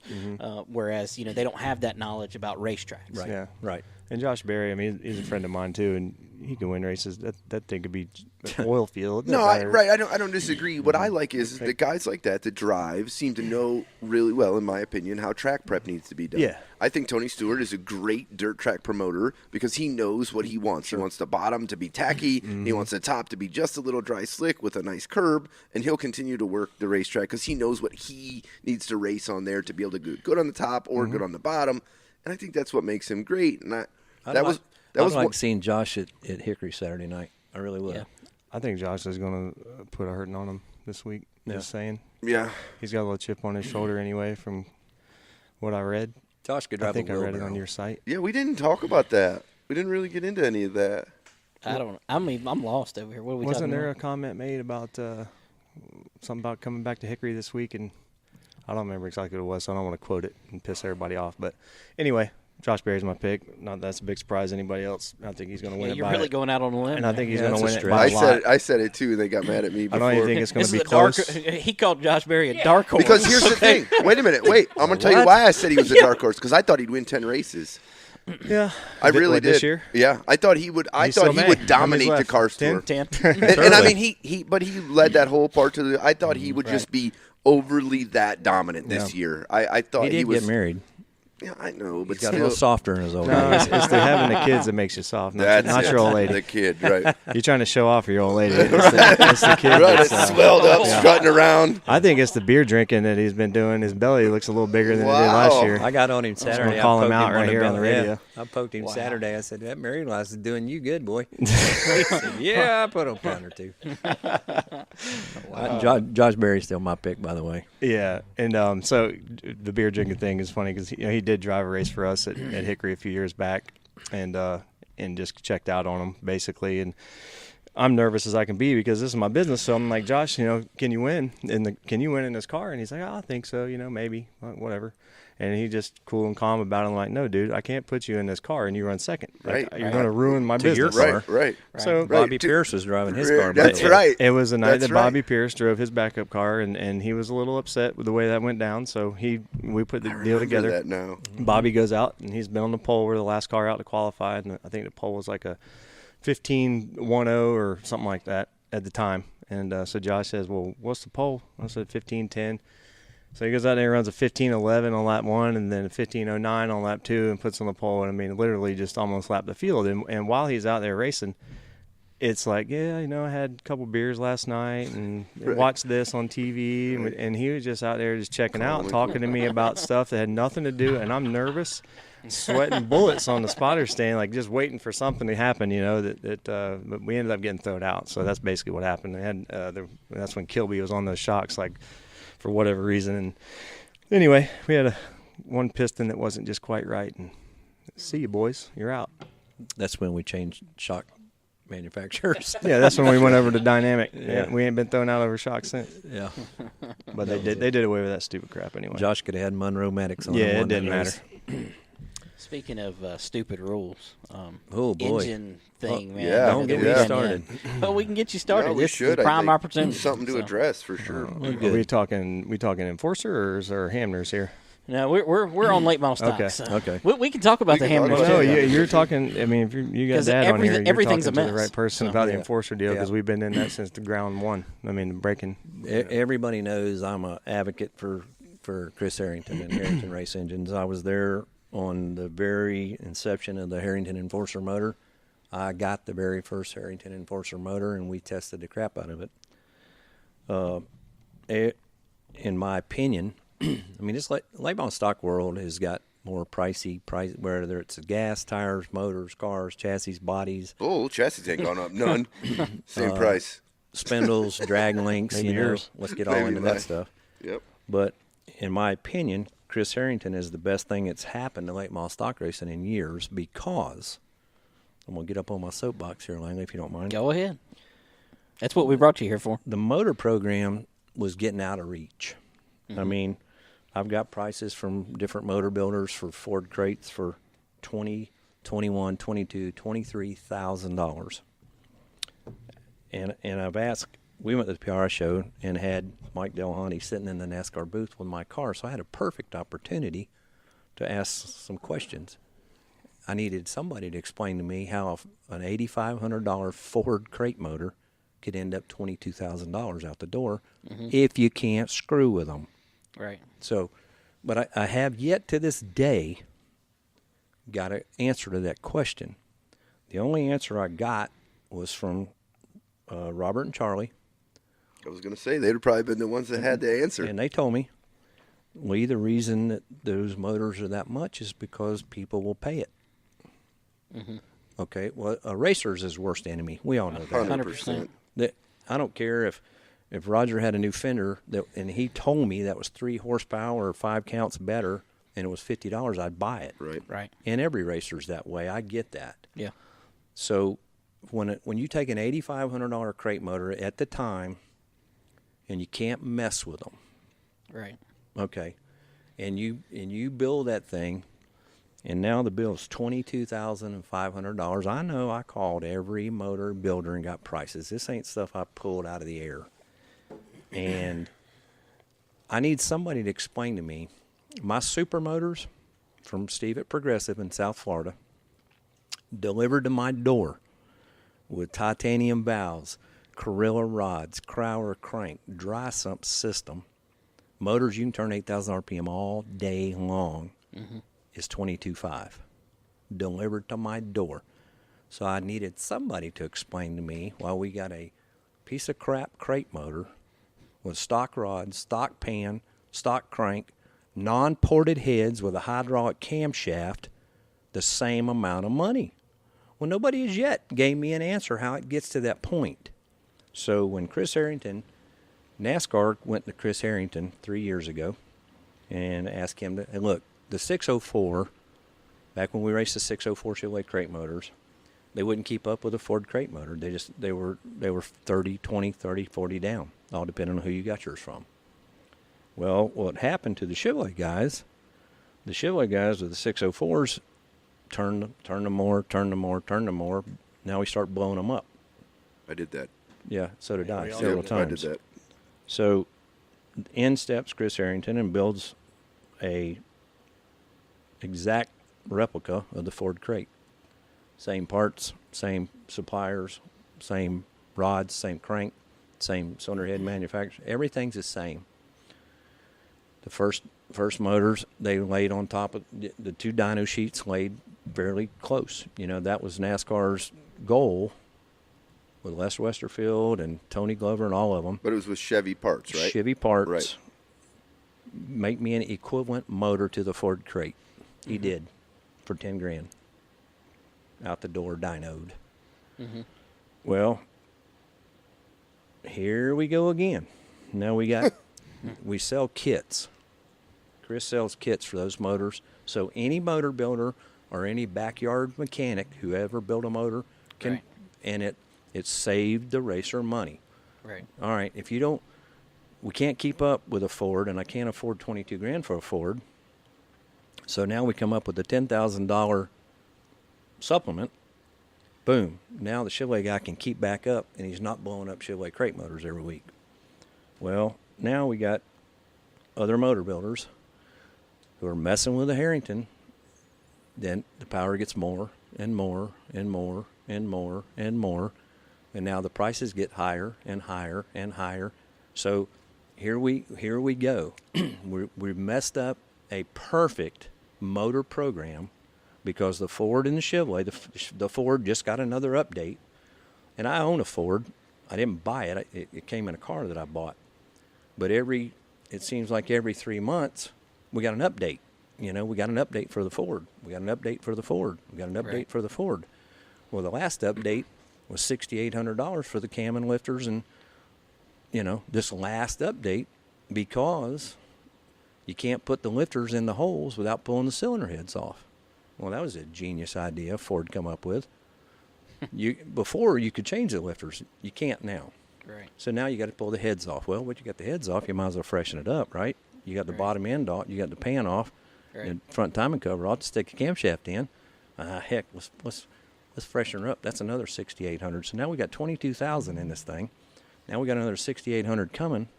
Pretty soon we got $35,000 in a stock rod piece of crap crate motor. Still.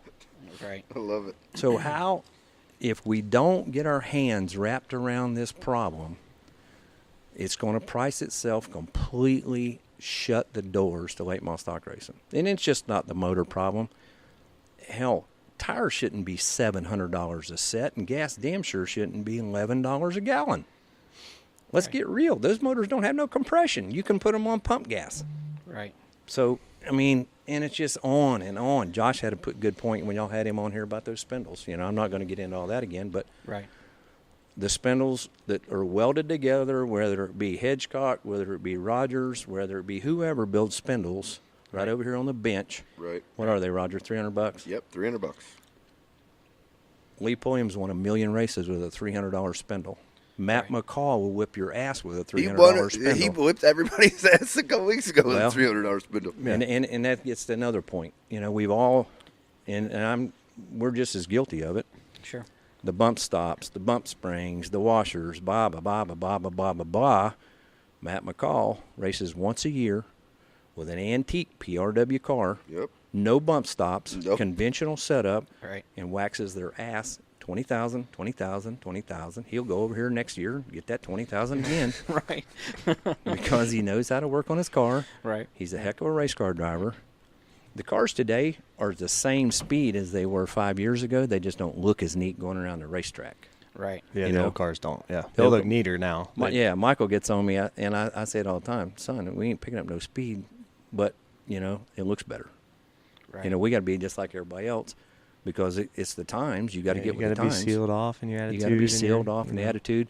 We're bumping, and the driver's got a mouthpiece in, and boom, boom, boom. Bouncing out the seat. Listen today. Hold on. I got a call today from a lot of people. Lee McCall, a lot of people know him. He said to me, "Hey, I need your help." I said, "Okay, what's up?" He said, "I'm breaking motor mounts." I said, "Yeah, no shit."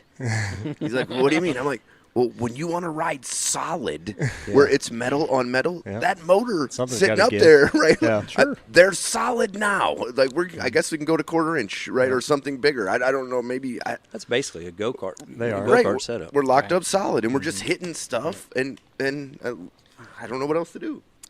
Rayvon Clark's son, Cam, has a good question. You mentioned that the Ford, you said the Ford was junk, but you're talking good about the Harrington. What makes the Ford junk versus that? The Ford's not junk. I think he just means the parts inside of the crate motor in general. And they're the same parts for every motor. What I'm saying, he just misunderstood me. Right. It's a stock rod, basically. It's a scat rod versus a Corilla rod. Right. I mean, he'll know that difference for sure. I won't, but he will. Well, it's like night and day. Gotcha. That's what I'm calling. And, there's nothing wrong with Ford motors at all. Like I said, I would have them if I could afford them. Right. But I can't afford them and be in business. And obviously now, like the car store, there's, I think Chris's latest count, kits and motors and all, is somewhere around 150 to 160 that he sold. So obviously it's a good program.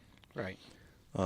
If all the other motor builders don't keep messing with them and messing with them. What is that price at now, though? I mean, I know from Chris it hasn't moved a whole lot, but No. from the other engine builders, what's that price at now? I've heard anywhere from 14 to 18,000. Yeah. Here we go. Boo. So we're on the same track. There we go. But they advertise more horsepower. Right. I know the parts that are in this motor. I built motors my whole life growing up. I worked in Dennis Boyd's race engine shop in Florida. I know the parts that are in those motors. Those motors are not capable of making some of the numbers you're hearing out here in the street. Right. They just don't perform. They won't make that. You can only get so much horsepower out of a non-ported head, a flat tappet camshaft, and a flat top piston. Right. Now here's where it gets a little goofy. When you start cutting the top of the block, which is wrong, and you cut the piston to match the block, so when you go through the tech shed, the number is still 5 down in the hole. Right. That's all wrong. If you'll read that rule book, it's all wrong. Yeah. I know a bunch of cylinder heads have been sold to people who already had these motors. Well, what that tells me is, must not be right heads. So now we got to get the right head because there's a number that's come out. Some of the engine builders have been creative in reading the gray areas in the rule book, and I applaud them for that. Right. Chris made a mistake when he didn't print a number, and Chase Pistone had that happen to him last year at Hickory. Right. There wasn't a printed number. It was a gray area. He got caught, and they throwed him out. But now there is a number. Oh, it was the way they cut that valve job or something, It goes past wasn't this. it? There were some people going past the seat and opening the hole up. Right. That's called hogging the bowl. You can call it whatever you want to call it, but it's hog the bowl out, which makes horsepower. Just like moving the piston ring closer to the cylinder head does when you chop the top of the block off. Right. But in my opinion, this is my opinion. Everybody's got them. The tech guys right now, before this motor program gets out of control, the tech guy, and do it with Fords too, just not Harringtons, because the same thing makes power on a Ford that does a Chevrolet. When you get the pistons closer to the head, it makes horsepower and compression. Right. The tech guys got to step up to the plate right here. Let's get everybody back honest with this motor program. And right now, it's a great program because they're all the upgrade, the Chevy upgrade. I mean, I think over there Saturday night at the car store, there was one of each. You know, I think. Right. Yep, there was one of each. One, and they Didn't were he all tell us digging that? with each Yeah. other. Yeah, and it's really good. But I think we got to get on top of it before. I mean, anybody can change a dyno number. Hell, you know. Right. That's been going on for 100 years. Right. Or lie about them. That's more than You get what plenty of happened. those for sure. Scott Castle from Kingsport, he said that about all the Ford great drivers have switched to Harrington at Kingsport. Mhm. Of course, that happened last year as the Ford was underpowered. Right. But he says they're all getting theirs from other engine builders, not Mhm. Harrington. What's the solution? To the problems at hand. I mean, what do we got to do? I mean, you talk about tech people getting things under control, but I mean, let's face it, there's like 1 or 2 full-time tech people in I get stock car racing. That is a period. problem. That is a huge problem. Sure, because you're full-time. You're working full-time to get faster. I get that. I do get that. But I think what has to happen is the racetracks have to educate the tech people they have on the correct way to tech those motors. And Right. I think, obviously if a guy wins 1 or 2 races and gets on a roll and he's got his car going good, everybody automatically thinks, oh, hell, he's cheating. Sure. He's cheating. But I know years ago, if you won 3 or 4 in a row at Hickory, your cylinder heads come off your car. 3, wasn't it 3 or something? Yeah. If you won 3, yeah, throughout the course of the year, he pulled you down on the 3rd win or something. Right. That used to be pretty typical in racing. Yeah. Mm-hmm. Yeah. And I'm not a big advocate of tearing your motors down for $800 to win. Right. Sure. But we've got to step up. Now is a perfect time to everybody pitch in and try to save late model stock racing. And I don't mean to harp on the Harrington engine and it being cheated up and all that stuff. But I do think that there's several things that need to be addressed that if we don't, whether it be motors, or that dumb drag link thing and the spindle thing and all that crap. The thing I'm worried about the most is the bodies. Well, when it's the getting ready to happen. That'll be the next thing, yeah. Yeah, and then the bodies, the price is going to go up, and now you got to pay people to hang them and stuff like that, and nothing, but if we don't, this is not K&N and ARCA racing. Right. If you want to drive a K&N car, hell, go buy one. Right. They're on every corner. Go get you one. There's a lot of them. But the late model stock, if you change the bodies right now and the motors, hell, you pretty much got a K&N car, an ARCA car. Right. You know, and we're racing for $800 to win. Gotcha. Yeah, Cam Clark chiming back in said, yes, you can change the dunk numbers, so NASCAR will be happy. Steve Zacharias chiming in. He says that he doesn't get involved in many conversations on here, but I want everyone to know that the Faulk family are more than racing. They did so much for my niece when she was in a position we didn't know her outcome. This is my favorite part of being involved in the sport. We are one big family. And I mean, Steve, over anybody, does more for just like what Mallory went through and Terry Evans and, I mean, the Racing Brotherhood thing that he's put together and those guys, Mike Neff and all them do over there. Dude, to me, that's cooler than any kind of race or whatever they run over there. And obviously, I mean, they must be doing something right. Dude gets 30 cars for a 40-lap race. Yeah, for a regular race. Yeah. It's amazing. And you spend double to go there. So it must be, it's not cheap to go to the beach, especially after you have a few beverages. Yes. Everybody has a fun. Post-race activity. I got to tell you a quick story about Steve since he's chimed in. I hope he's listening still. I'm sure he is. Oh, I'm sure he is. We get over there one night. We drive our toter and we sleep in our toters a lot. And then Jill, I'll holler out at Jill. She also helps the racers over there. Her mom, Jill and her mom have some apartments around. Mm-hmm. And for the out-of-town guys, they do everything they possibly can do to put us in rooms over there cheap. Man, they just bust their butts. But we got over there one night and we wanted to go out to eat. And we didn't have no wheels. I said, give me that pace car. Yeah. So I got the Myrtle Beach Speedway pace car. Here we go down to the beach. Well, I'd had one or two. So we pull up. Pepsis. Yeah, Pepsis. So we flip the lights on, the flashing caution lights at the red light. Got Myrtle Beach Speedway on the side of the car. Just advertising for Steve, really. So that's what we were doing. Yeah, trying to help him out with his cause. Yeah. Dude never said a word. It's like, cool. Too bad I missed it. Yeah. I said, hey, man, I got your car down here at the bar. No, park it around back, he said. No, I was just joking. That's awesome. But they are great people over there. Wish it was closer. Yeah, for sure. I mean, honestly, that's what we cover more races there. That's there's about 3 racetracks. It's really hard for us to get to. They're all the furthest away, and we don't really have any sponsors in that area, so it makes it extremely difficult to cover races there. So no, you can count us in any time he needs help for sure. All right. Thomas Bean said, talking about the bodies, he said that's what scares him the most. The bodies. Yeah. So me too. I think.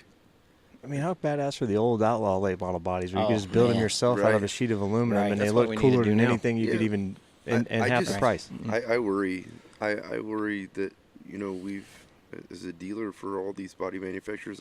I'm supposed to try to stay down the middle of the line, but my biggest problem that I worry about is that I've watched this game played before, and if you just look back at what's happened in the past year, everybody's going to get boxed into a corner with one manufacturer, and then the price is going to go through the roof because all of a sudden it doesn't become a free market. It becomes a dictated market, and I think we all lose, right? I think that's the one thing that's kept the chassis price fairly reasonable is you have a bunch of different people that will build them all. There's like 100 of you. Well, I'm just saying, everybody keeps it. You keep the market determines what it is. But let me ask a question, Roger. Right here. Sure. You obviously keep 5-star and ARP bodies. Yeah. What happens? And I'm not sure that AR's geared up to go this new route. Oh, they're beat already, I think. And what happens if let's just have and I understand Thomas's. He needs to be in our situation. Thomas has got 1 car. Sure. We've got 8. Right. All right. So now we got 8 cars to bring up here to you. Yep. Say, Roger, let's put a body on that thing. Right. So let's just we'll ballpark here. Right. Let's say between the new body pricing and to hang them, let's say we end up with 6,000. Yeah. That's let's just say 6,500. Yeah. All right. Now times 8. That's 42. Okay. Yeah. So that's a big slash. 6 times the 7 cars you got, right? Is 42. Here's the problem I see. What happens when, not if, because we've ran into this already. Oh, sure we with have. the old style bodies. What happens? Hell, we just went through this with my car sitting here. Yep. they were out of a half of a roof. Right. Or a hood. Or a hood. Sometimes we can't get a lightweight hood, or we can't get, and you know, I just think if you're down to one manufacturer, now you're held hostage. You have no option. And I hope that it doesn't go to that. Right. But I see it, right? Mm-hmm. I think Forrest is putting a car, hanging a body for 5-star to take to the wind tunnel. Mm-hmm. You know, and I see that they're going to make I think they're going to make the point of entry so high that nobody can get in. Well, I think that's it. Where we're talking about this whole 8-mile stock thing. That's it. If we don't all get a handle on it, right, we're going to go race some mini stocks because we can afford those. You know, we can afford to build them. What is the point of entry for a late model stock guy today? If you wanted to go out and buy a late model stock guy and go race, that's the thing that I'm interested to you. How do you get people, not to overstep Langley, but it kind of goes along the same thing. How do you were an old school.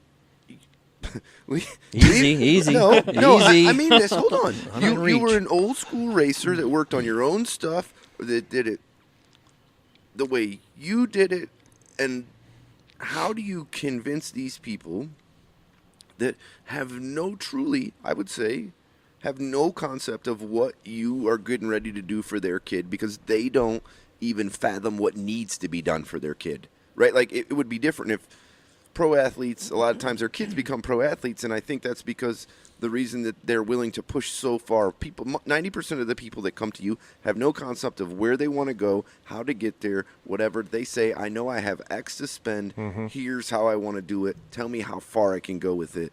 How do you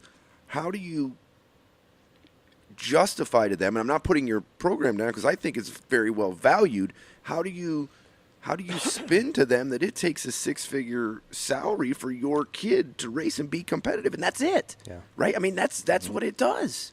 And you can't go out and buy your own stuff and a truck and trailer and a toolbox and radios and crew shirts and wheels and, I mean, for what they're paying you to do it for 1 year. Correct. You can. We've had this happen a few times. There's been 3 or 4 kids that have chosen to do their own stuff and go buy their own stuff and do their own deal. Yep. And it is a little cheaper up front. And when you're talking about $20,000, that's a lot to a middle income family or middle class family. You know, if they can save $20,000, that means a lot for the season. You know, as far as expenses go. But what happens is they don't realize that when you get in there and then you got to buy a bump spring and it's $100 plus the caps, and then you got to buy 5 more springs and more gears and more this and more that you don't realize that you're going to need to have at the beginning. But when you get to the racetrack, you got to have it because you suck. Right. So you need to work on your stuff, and that's not free. So by the time they add all the I don't know what you call them, but you know all the other stuff that they don't think about, it's actually incidentals. Cheaper. Incidentals. Yep. And then when you go and your kid decides in a year from now that he'd rather, go to college and chase girls, then you're selling your stuff for 10 cents on the dollar. So you've lost a ton of money. Whereas, you come drive for us or any development program for that matter, you walk away at the end of the deal. Okay, we're done. We go home. We do something else. We don't have anything to sell or get rid of or to store or to anything like that. Or try to sell. You're right. And you end up spending less money. It sounds expensive up front, but you end up spending way less money in the end doing it with us or another development team like us. If you're going to be in that realm. Yeah. If you're going to be in the deal like Thomas or what, what I'm saying? Yeah. But if you have the capability to work on your own stuff like Thomas, that's a different deal. That's what I wanted to preface it with, because a lot of people, I don't spend $25,000 all year. Correct. But you're not that person that's going to come to Lee Faulk Racing and say, hey, I want to do something. We're talking about people that are kind of falling inside that criteria.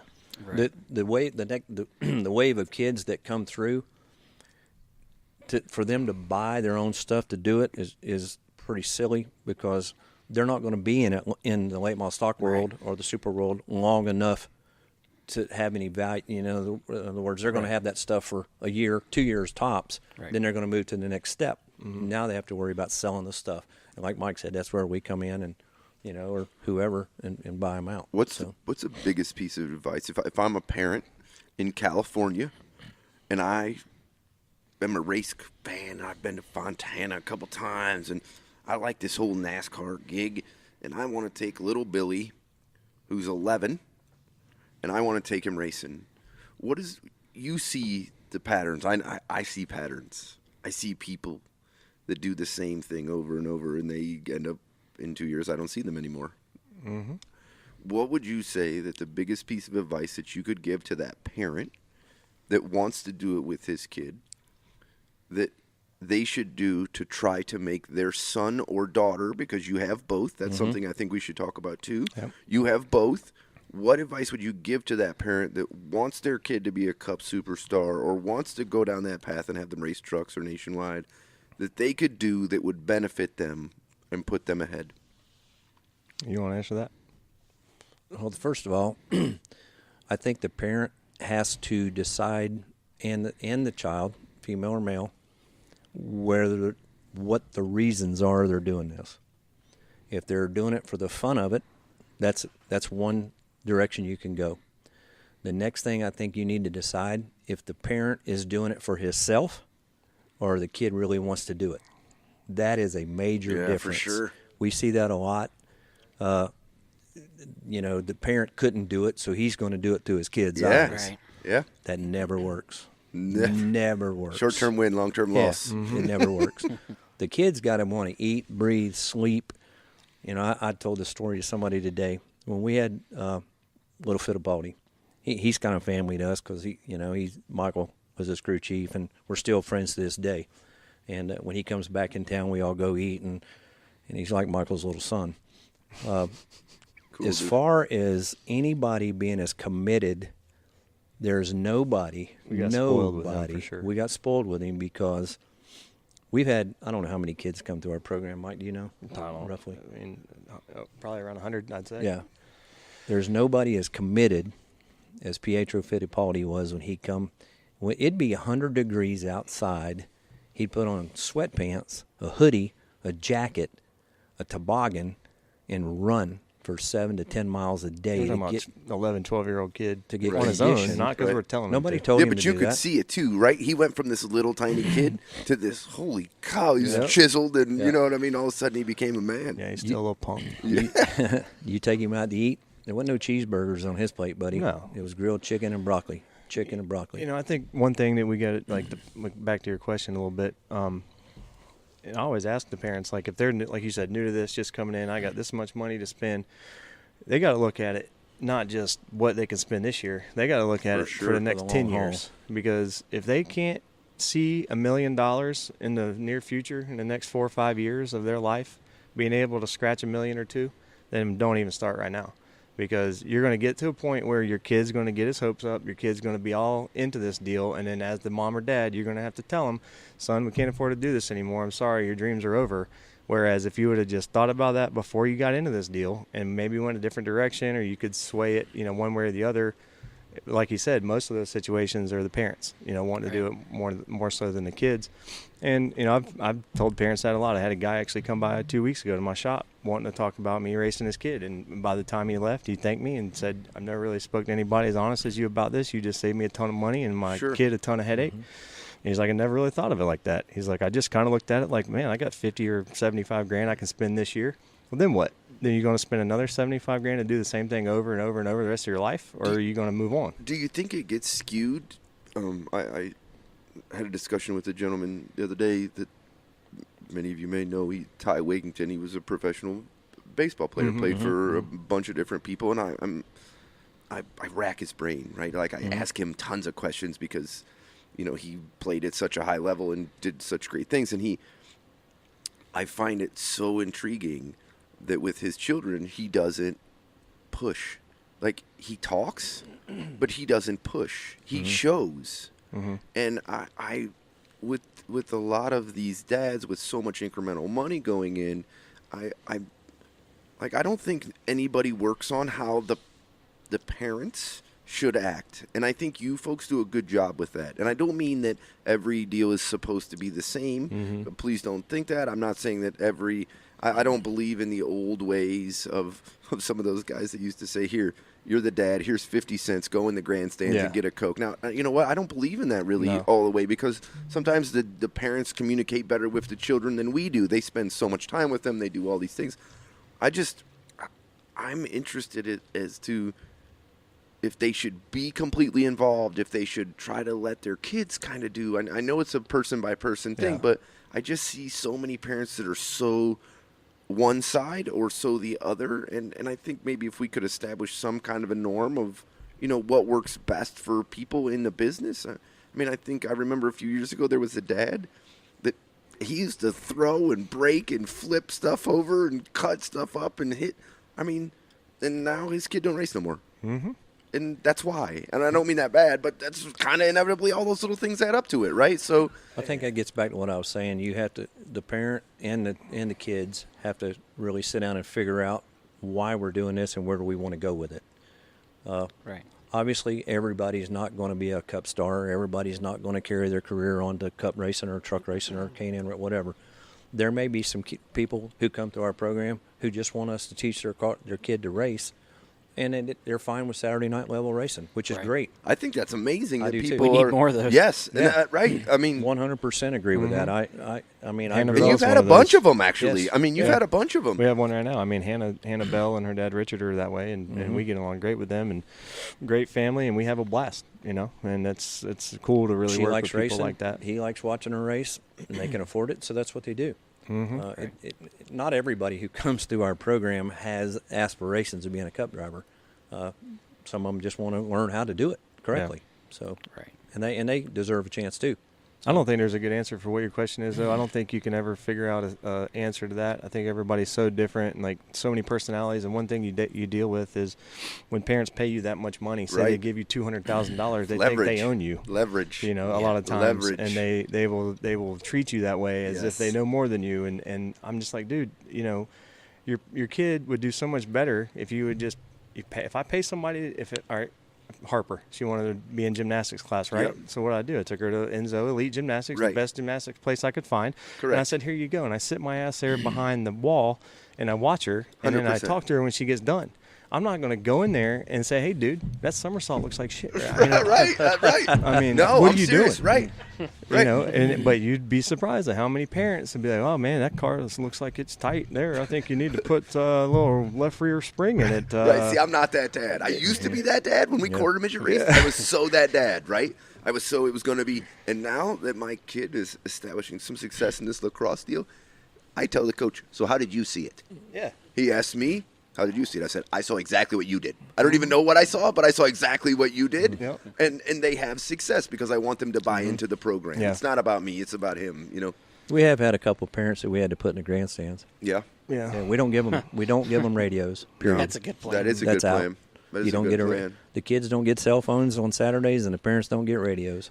I like that no cell phone thing. I had to take one away Saturday, by the way, while you were standing there. I don't know if you've seen that or No, not. I didn't see. We actually That's awesome. we haven't done it in a couple of years because we've actually had a pretty good group of drivers. Yeah. But we got to a point where we had to make them sign a contract that said that part of it was no cell phones and get out of the toter and be a part of the team. Blah blah blah. Right. Cheer on your teammates. Right, we had to sure. literally list it out in bullet points and make them sign the thing Yeah. before we'd even do the deal. It's good that y'all do that. Yeah, because but I that's- bet you that's a there ain't problem. a right. I'll Yeah, it bet is. you that there's not a late model stock car rental deal out there that does that. No. No. But After the but races you- are over, you stay. You don't when the checker flag falls. You don't pack your shit at my place and leave. Yeah. Right. You stay and You help help load the load truck. and- You pick up the stuff. That's the way it's It's a supposed to be. team. I like This is that. a team effort. That's great. You got to support your team members, your other drivers. Cheering them on, and like Mike said, we got a really good group of parents right now. That'll go congratulate somebody other else's drivers, kid, yeah, their they other beat their drivers. kids. Right. Yep. So it's really good. And the ones that are the most successful usually are the ones that want to come to the shop and want to learn about the cars and clean their car and do all the dirty work that most of the young kids don't want to do these days. I keep telling them, and we'll see if I'm correct about this, but I keep telling them to pick their tribe. Mm-hmm. Like, young people, pick your tribe. If you want to be a race car guy, That's good advice. be a race car guy. Mm-hmm. Like, live it. Like, Right. go to the Right. pit, go to GoPro, get with other race car guys, do other, like, if you're going to have to be in it. You go to Millbridge, watch some racing out there, see Kyle Larson out there, talk to him, see how he's doing. I mean, you know what I mean? Go. Yep. You're going to be around, then Yep. you get a chance to meet. Some of these people can't figure out how to get in.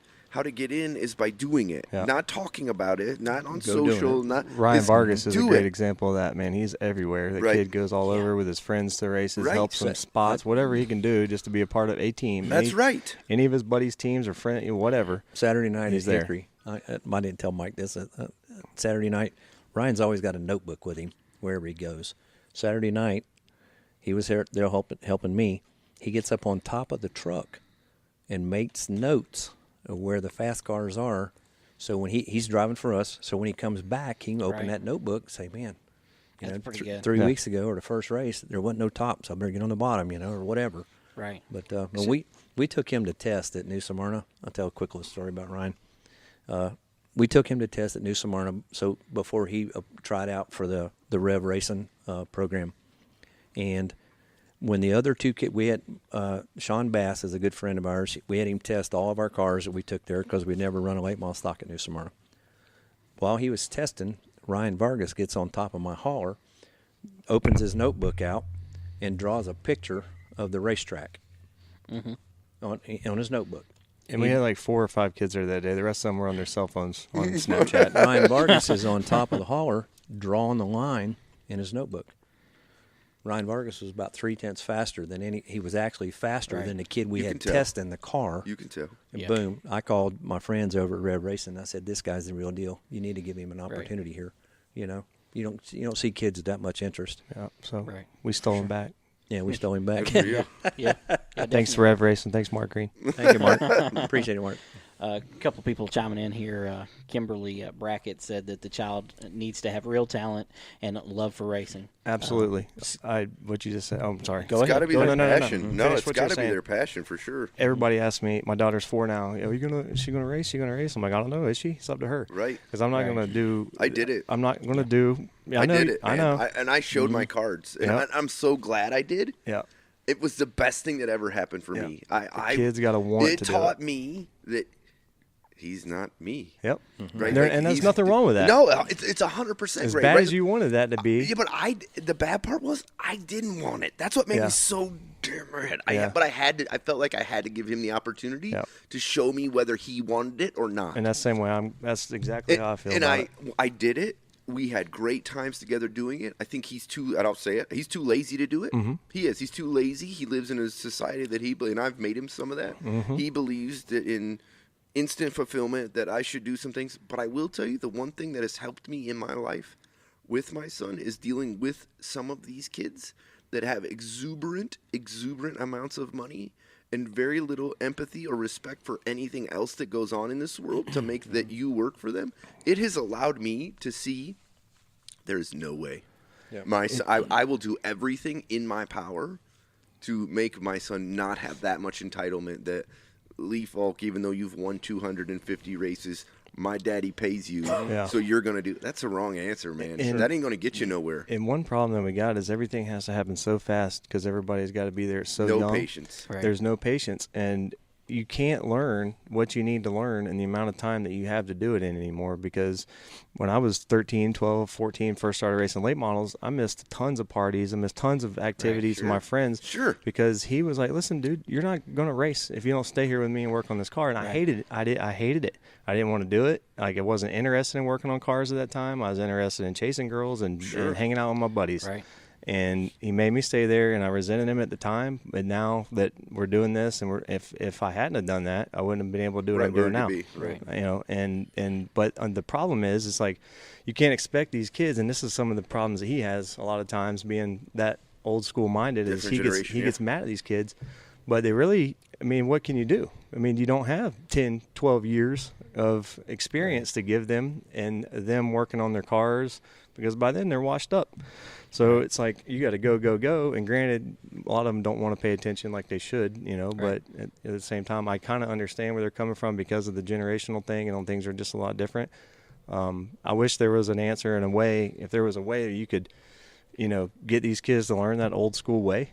I think that would be way better drivers that you'd see on Saturday. Yeah, but I don't think the interesting part to me is I get torn about that too, because I don't think that the guys that are winning cup races today are acting like the guys that won cup races 10 or 12 years ago, right? So I find that to be, like, I struggle with that personally as to saying what should be done or what not. That's why I like to ask you the question, because I see so many, it's evolving so quickly that I don't know what's right today might not be right tomorrow. Yeah. It's turning, right? Like 10 years ago, if you were a driver and didn't know how to work on a car, you were a moron. Mm-hmm. Right? You were behind. Yeah.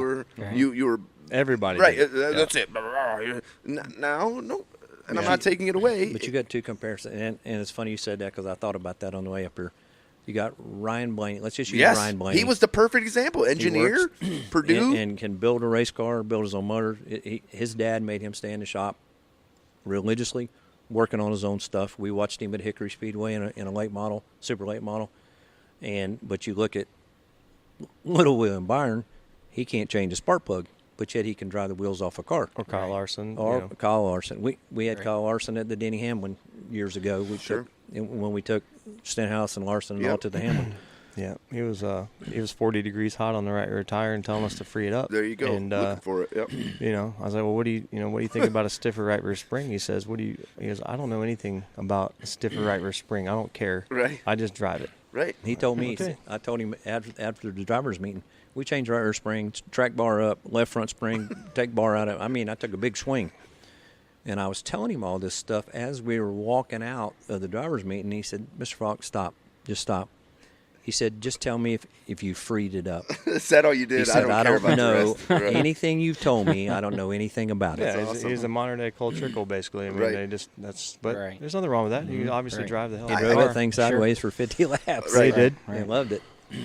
Scott Castle chiming in said that he hates to see them show up, race, and be gone. They learn nothing, kind of like what you were talking about earlier. But I don't know how you hold them. I'll tell you one thing. They think they got to go. Well, and PH Road deal, that was kind of, they got lucky finding us because they basically put their kid off on me.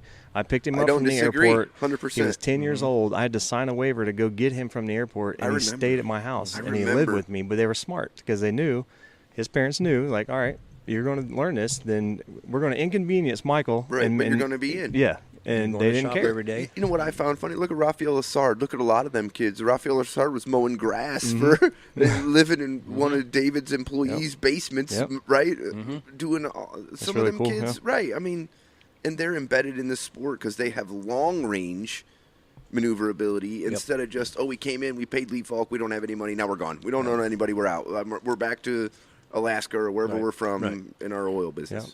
And they don't realize too that really affects the way the team sees them and the effort that the team puts in too, as far as their crew chief and spotter. Because if you see your driver get out after the race and they have a bad night, and the next thing you know they're gone, not even say goodbye, that really leaves a bad taste in your mouth and how hard you're going to work to get this car better next week.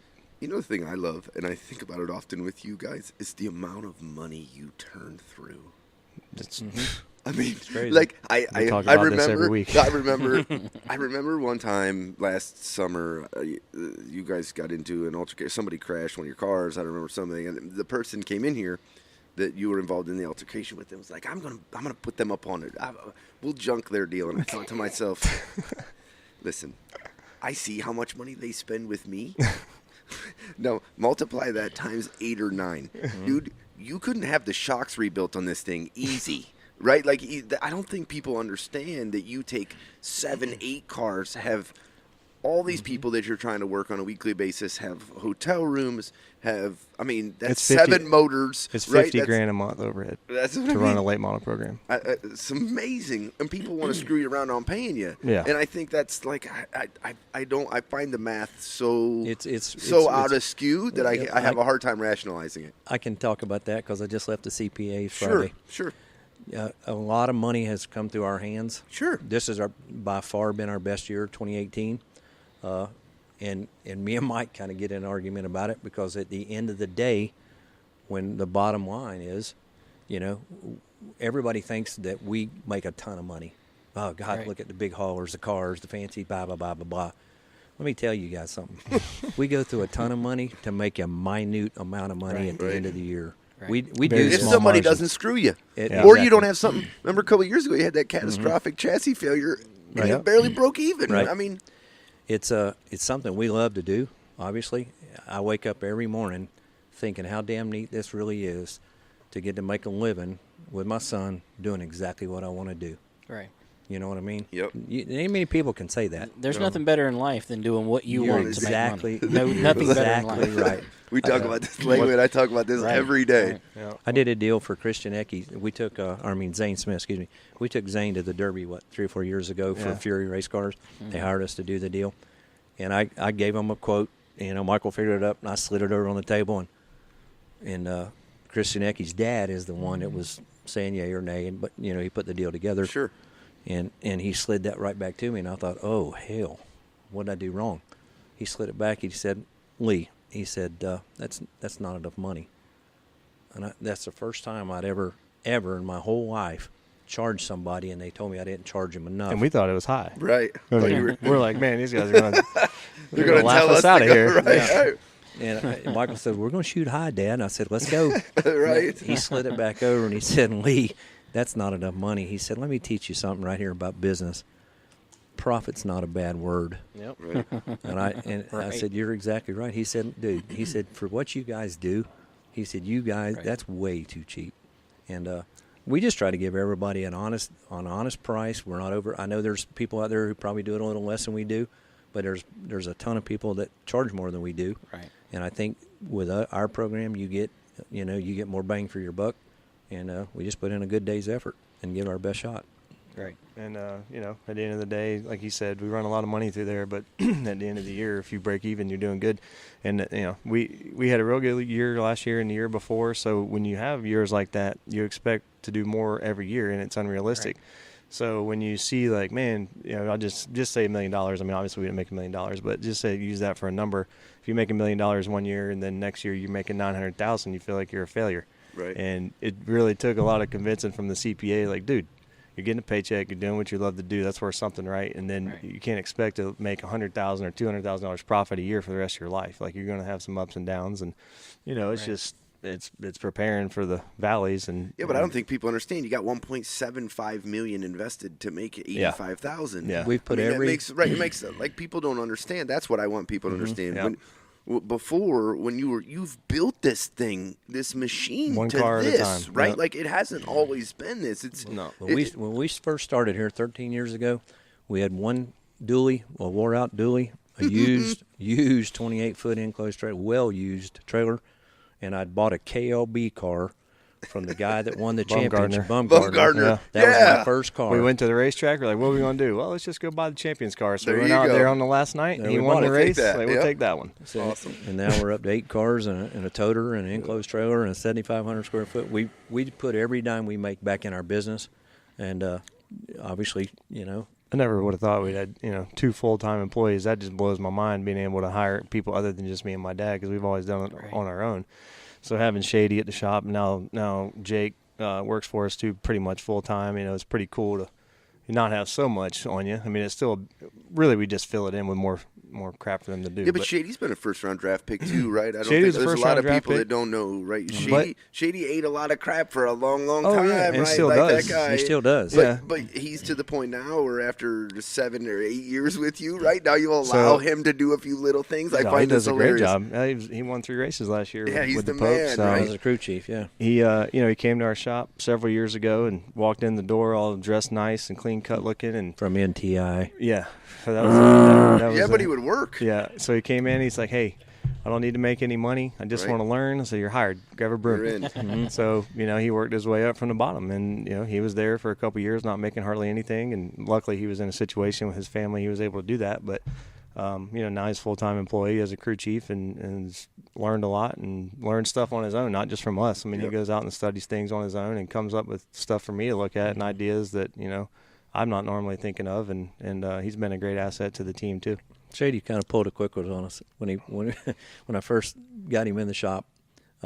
They send kids over to us all the time. We run through about 30 or 40 a week, and so when Shady comes over, Michael had he brought his resume and gave to Michael. I don't look at resumes. I can tell 5 minutes if you're going to make it in my shop or not. So we all took a liking to him, and he, like I said, his first jobs for the first year was cleaning.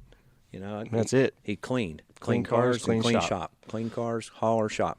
That's something we're religiously sick about. Is our cars, truck, shop got to be clean. So, Shady did that for a year and never complained about nothing. Hardly made any money at all. And I caught him one day fabbing a piece of something. I think it was a radiator. He was welding, wasn't he? No, he was practicing with the TIG welder. I mean, but he was dropping dimes like Butler. I mean, really? Yeah. And I said, Shady, I said, how about ducking this radiator and putting a bumper on and putting that nose on? Nah, better not do that because I'm picky. I'm anal. You know me. No. Yeah, right. No. So. What do you need? Yeah. So I said, well, here's the deal. Michael said, Dad, you know he graduated top of his class in welding and fabrication, right? I said, are you kidding me? I didn't know that because I don't read the resumes. Right. I just chunk them. I don't know. So I come back, and it looked like me or Michael had mounted that nose, ducked the radiator, and I thought, well, you want shit? Right. Holding out on you. So he's been holding out on. So now he does. Now he works his butt off. But we're real happy to have him for sure. Got a bunch of comments I want to catch up on here. Yeah, because my phone died, so read them. Yeah, Steven, and I'm going to butcher this last name. He's normally here in our grandstands here. At, is that the one that works with Junior? Works with Josh. Yeah. Oh, yeah. I ain't even going to try his name. He said you can see a difference in the results of ones that go in the trailer and Snapchat and Instagram versus the ones that go in there and look at Race Monitor and even watch Truck Xfinity Cup races on downtime. Absolutely. He also said that William Byron was one of those guys that would watch video and ask questions, go down in the corner and watch other cars run laps. Mike Bushy chiming in said that if his son doesn't work on his car, he's not working on it either. Mm-hmm. Justin Posey said, "This is the first time I have heard Lee speak. I have seen many so-called development programs. Some programs develop a driver. His program seems to be geared towards building racers, not drivers, which is missing now." Posey's got it. There you go. That guy's got it good. He does some quarter midget stuff and stuff from Indiana. He's a pretty sharp guy. Kyle Manch also commented in. He said that Lee and Michael's cars always look clean and professionally prepared week in and week out. True racers making things happen is what they're doing. Like them or hate them, this is what you got to do to compete at a high level. That's right. Yep. Thanks, Kyle. Thanks, buddy.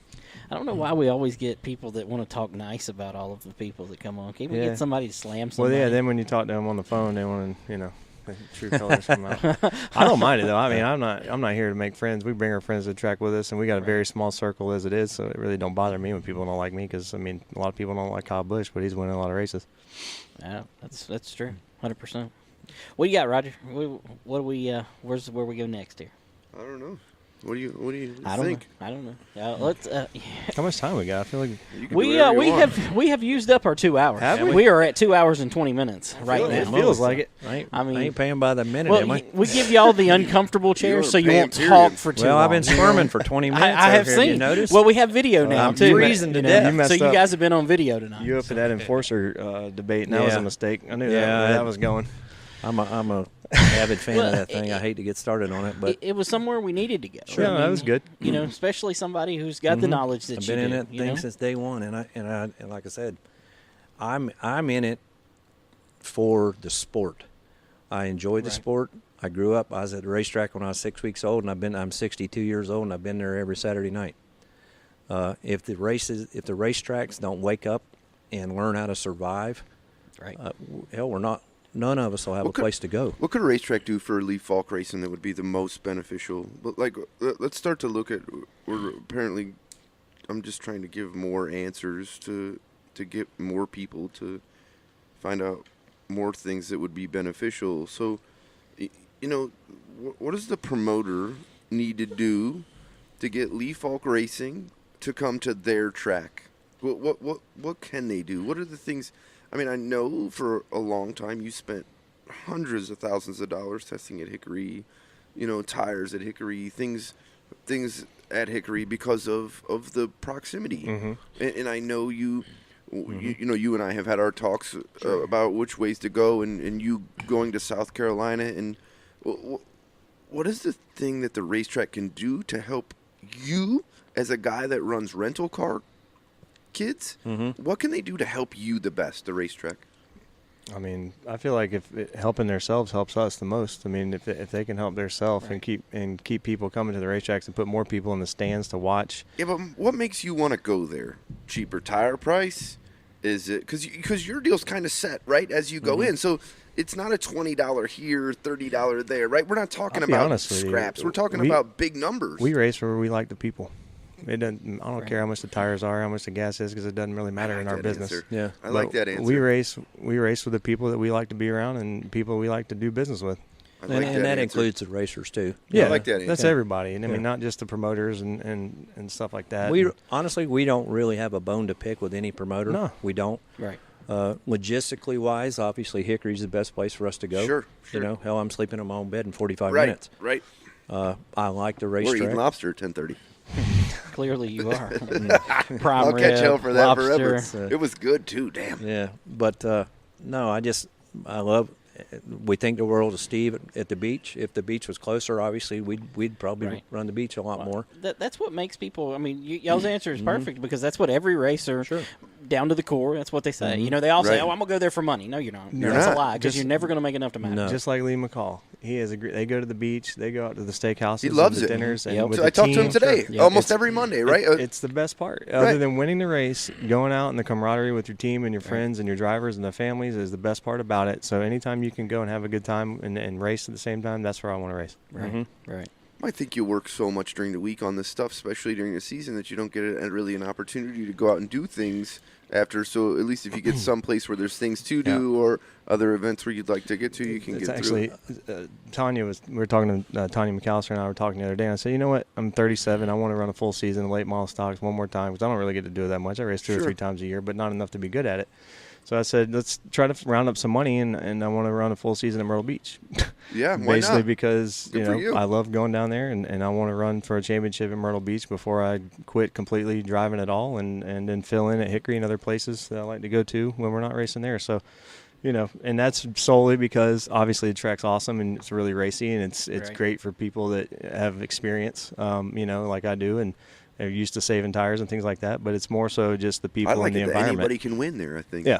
I really believe that. Yeah. I really believe that. Anybody can win there. If you play things out and strategy works out well and things, it doesn't matter. You can have 12,000 horsepower and nobody gives a damn because you just burn your tires off it. And I think it all goes back to some of the things that Langley has premised over that he would do as a promoter that would make the racing better. If you take it all away, then it's just the racing gets closer. I think all the promoters, you asked me a question, I think all the promoters need to get their head on straight and start trying to figure out how to save the racer some money. Yeah, absolutely. That would help in the long term of this whole program. And it's tough. I'm telling you, I promoted races in Florida. I've been on both sides of this fence. It's tough. Yeah. I get that. But there are ways for promotion of a racetrack. There are ways. I've made a few comments to several friends of mine who owns racetracks that some things I thought should be done. Right. That would help. Well, I think one problem you have is that there's not very many promoters. They're all general managers or track owners, or they're just there, and they want it, they love it, they just don't know how to promote. Right, and some of that's been kind of thrown in their laps. Sure. Sure. Anthony Anders is a perfect example. Kevin Piercy is a perfect example. Right. He had a tire business there, and when Sherry went away, and he was next in line to do that. Right. There is some things that at Hickory that could be worked on, just like there is at Anderson and Greenville. Just like there's a PRW, right? There's things that can be worked on. As much as you guys like Myrtle Beach, there's probably things there that could be worked on. I mean, they don't get very many fans. I mean, that's one thing that they really struggle, and they did have a good crowd this weekend. So I'll give them 100% credit there. But they're very fortunate to have the driving experience and the guy that runs that whole program to be able to fund the racetrack, because they do sometimes struggle with people in the grandstands for. There's just so much to do in the beach. I mean, that's what I was saying. One of the reasons people go to the beach is because of the entertainment factor outside of the racetrack. Right, you can golf, you can take do their whatever family you want. with them. They're there for a couple of days, and you leave your truck and trailer. And just like Kevin Piercy does now, and everybody, I mean, they do a great job with concerts and Nopi Nationals and Bike Week and things like that. That they're involved in. That it also supplements the income to where they can afford to race. But you have to do that and let us do this and not make any money off of us. Yeah. Definitely. I mean, that facility, every one of these facilities can be used for more than just racing. Sure. So, and I think, a lot of these racetracks are taking advantage of that these days. Greenville Pickens, does the light show. I mean, and that's really the only reason that they can afford to race. Absolutely. I mean, of course, Anthony could probably afford to keep it open if he desired to, period. Yeah, but I mean, that makes up for it. It doesn't make very good business sense to, keep something that's just losing money. As a true 100% race fan, I absolutely hate crash-oramas. Right. Hate them. They're the worst thing in the world for any racetrack. They tear up the racing facility. Right. They make it look like a junkyard. Right. And unfortunately, the crazy-ass fans, that's all they want to see. Yeah. As a promoter, I would have one a month. Yeah. Yeah. Well, and I was just fixing to say that. Or more, right. I was just fixing to say that. I was there when that thing its first inception at Orlando Speed World back in the 80s. Right. With Don Nerone. I know how that whole thing started. Right. He was a circus carny promoter, which ruined a lot of racetracks, but he brought that traveling circus, we called it. Right. Hell, I remember going to the first one, and me and my wife, we had to stand at the fence, and the promoter said, Lee, you need to come, you and your wife need to get up on top. I'd never seen one. I said, no, man, I want to see this. A flying toilet goes by at 60 mile an hour. I took my wife and got it. Somebody's going to die right here. Right. But they pack the house at them things, and I get why the racetracks have them. And I hate them. And they tear the racetrack up. You're right. I All hate those them. things. Yep. But people pay to see that. People like it. And for sure. And now in today's economy, you got to do anything you can do at a racetrack to make money, and I get that. So. Yeah. Well, I mean, racing was exciting to people back in the day before there was a lot more to do. Sure. And now that those, demolition derbies, crash-oramas, whatever all you want to call them, they bring the same level of excitement to people today. Let's face it, going to a racetrack, people go to see a show. Absolutely. It's an entertainment business. Absolutely. Yeah, but so then that goes back to what I was saying initially was, so how do you tell me that Langley and I talked about it there, and maybe you'd be great to wear into it, and I'm not trying to throw blows at Kevin, because I'm just really not. I'm not out to bash Hickory. I want Hickory to be successful, but, like, you watched that race. You competed in that race. There's nothing great about that. Well, I mean, yeah, but you got to give the guy a break. How many great races have we seen at Hickory over the last few years? I'm not giving him a break. I'm just saying, how do we get it to where is it that we need more cars? Is it that we don't have enough? Wait, I don't know. This weekend, I don't know how. Hell, I thought we had a good car count. Myself. So did I. The car count was better than South Boston. I agree. Both the limiteds and the late models. Sure. And the show, I don't know what everybody that I've talked to except for one person told me it was a snoozer at South Boston. Okay, and Hickory was not a snoozer by no means. I agree. I would the crash. I mean, but you had great crashes. You had a left. fight. If he hadn't, if he hadn't this left, is the entertainment business. Sure. The racing business. The racing only matters to us. Yeah. The entertainment matters to the people that buy tickets. And I agree with you. And I lose that perspective a lot of time because that's why Bowman Gray's successful, right? Not because we talk about that. Langley and I do a lot, right? Because it's what the people like, the customer likes, not what we as a racer want to see. I'll be honest with you. I mean, I got to step up here. I mean, I was pretty impressed with Saturday night at Hickory. I got to be honest 100%. with you. I mean, I sat there and froze my ass off to watch the second cold, race, wasn't it? the second late model race, when that inversion deal. I mean, I thought it was a hell of a deal. I mean, Roger would know how good the racing if was he'd if have he was stayed still there. there. Okay, You're you're never going to live that one down. It doesn't matter, dude. I watched a limited race. There was a crash on lap 2, and Easy. then nothing happened after that. Right, but you're going to have that from time to time. 2 drivers in that race that had any experience whatsoever, and then which it should have been cool then because nobody had any experience, and they should have been flipping them over. And they went ahead and got them all out of the way on lap 1. Cartwheeling them down the front stretch. I mean, hey, my guy runs second. He'd never seen the place first time. He did a good job. Good job. He did a good job. So we're going to throw him in the cars race this weekend. Yeah. Yeah. You were complaining that you thought it was a snoozer. Come this week. Yeah, I'll be there this week. Won't be a snoozer for sure. No, there'll be a good race. Group. Everybody's been on it. That'll be a good group. Kevin's got his ass chewed out about this stuff since Saturday night. Right. I promise you, it'll be taken care of. Right. Yeah, I don't disagree with that. Right. Some of the comments coming in, Robert Arch said this one time he was running limited at Southern National. He got loose, took the right side off of Lee's car. He said his car was worse, but he went to apologize to you guys. Yeah, Robert, he's a car, didn't he? He is. I don't know what I would call him. That was a great. That was well played. Joel Lineback chiming in. His son Nathan was here on the show with us this past weekend. He called today. He'll be here tomorrow. He said, great show, enjoying listening while working with Nathan to fix the car. Awesome. Of course, he was taken out in that lap one crash. Yep. Corey Latham, who was supposed to be here. Of Is course, he part of this? His car's broke down every 15 minutes. I don't know if Troy McCarty's listening or not. That's his mechanic. Okay, Bobby McCarty's dad is his mechanic. He was just bragging about him the other day. Yeah. Well, I don't know what Troy's doing, but quit sabotaging his car. Okay? Get the thing off the pull-down unit. It's a street car. I mean, wow. But Corey said he hates he's not there to run this off the rails. Oh, thanks. It's probably a good thing he's not here, actually. It probably is. Thomas Bean says he thought they were good races. Joel Lineback said that was one wreck Nathan didn't get to stay out of, and you're right about that, Joel. He definitely didn't get to avoid that. Yep. It happens. Bad break for him. Yeah, Speaking of Corey, is he the winner of the T-shirt? Oh, yeah, we got to talk about this post that you put okay. up. So I today with the Ben A-frame. Today on Facebook, I wanted to do a thing of I want to start seeing what mangled up parts we can do every week. We get some of the weirdest things that happen inside this shop. So I want people. It's actually a lot of it really funny. So I want people on the outside to start hearing it. Right? Well, you should put it on the Performance Center page, but whatever. Well, the guy that does a lot of that for me is kind of lazy, so he you know what I'm saying? So he doesn't. It's hard for me to get because I don't pay him. That's the problem. That's the problem, right? Yeah. I pulled a friend card on that. Anyway, so I just can't figure out. I don't know what we're gonna do. Well, if I didn't know this contest was going on, we could have won this hands down because one of our drivers' dads knocked the clip off of his Tahoe leaving the racetrack Saturday night.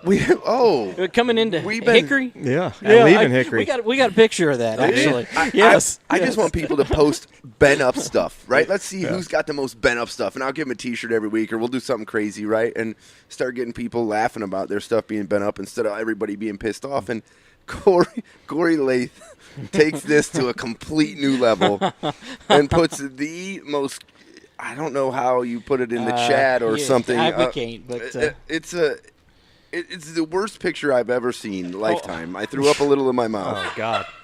Right, and I've sent you some bad stuff, no, right? No doubt. Let me see it. Hold on, we're gonna put it in the coverage here, but he can hand it to you and show you. I don't even know. I'm not that good. I don't know how to use it. It'll take me a minute to put it into. It is really bad. We got a lot of Austin McDaniel's parts were in it, and then some other people posted some other pictures. It was going good. It was parts. It was going parts and going normal. And then boom, and damn. And then it got off the rails in like a big hurry.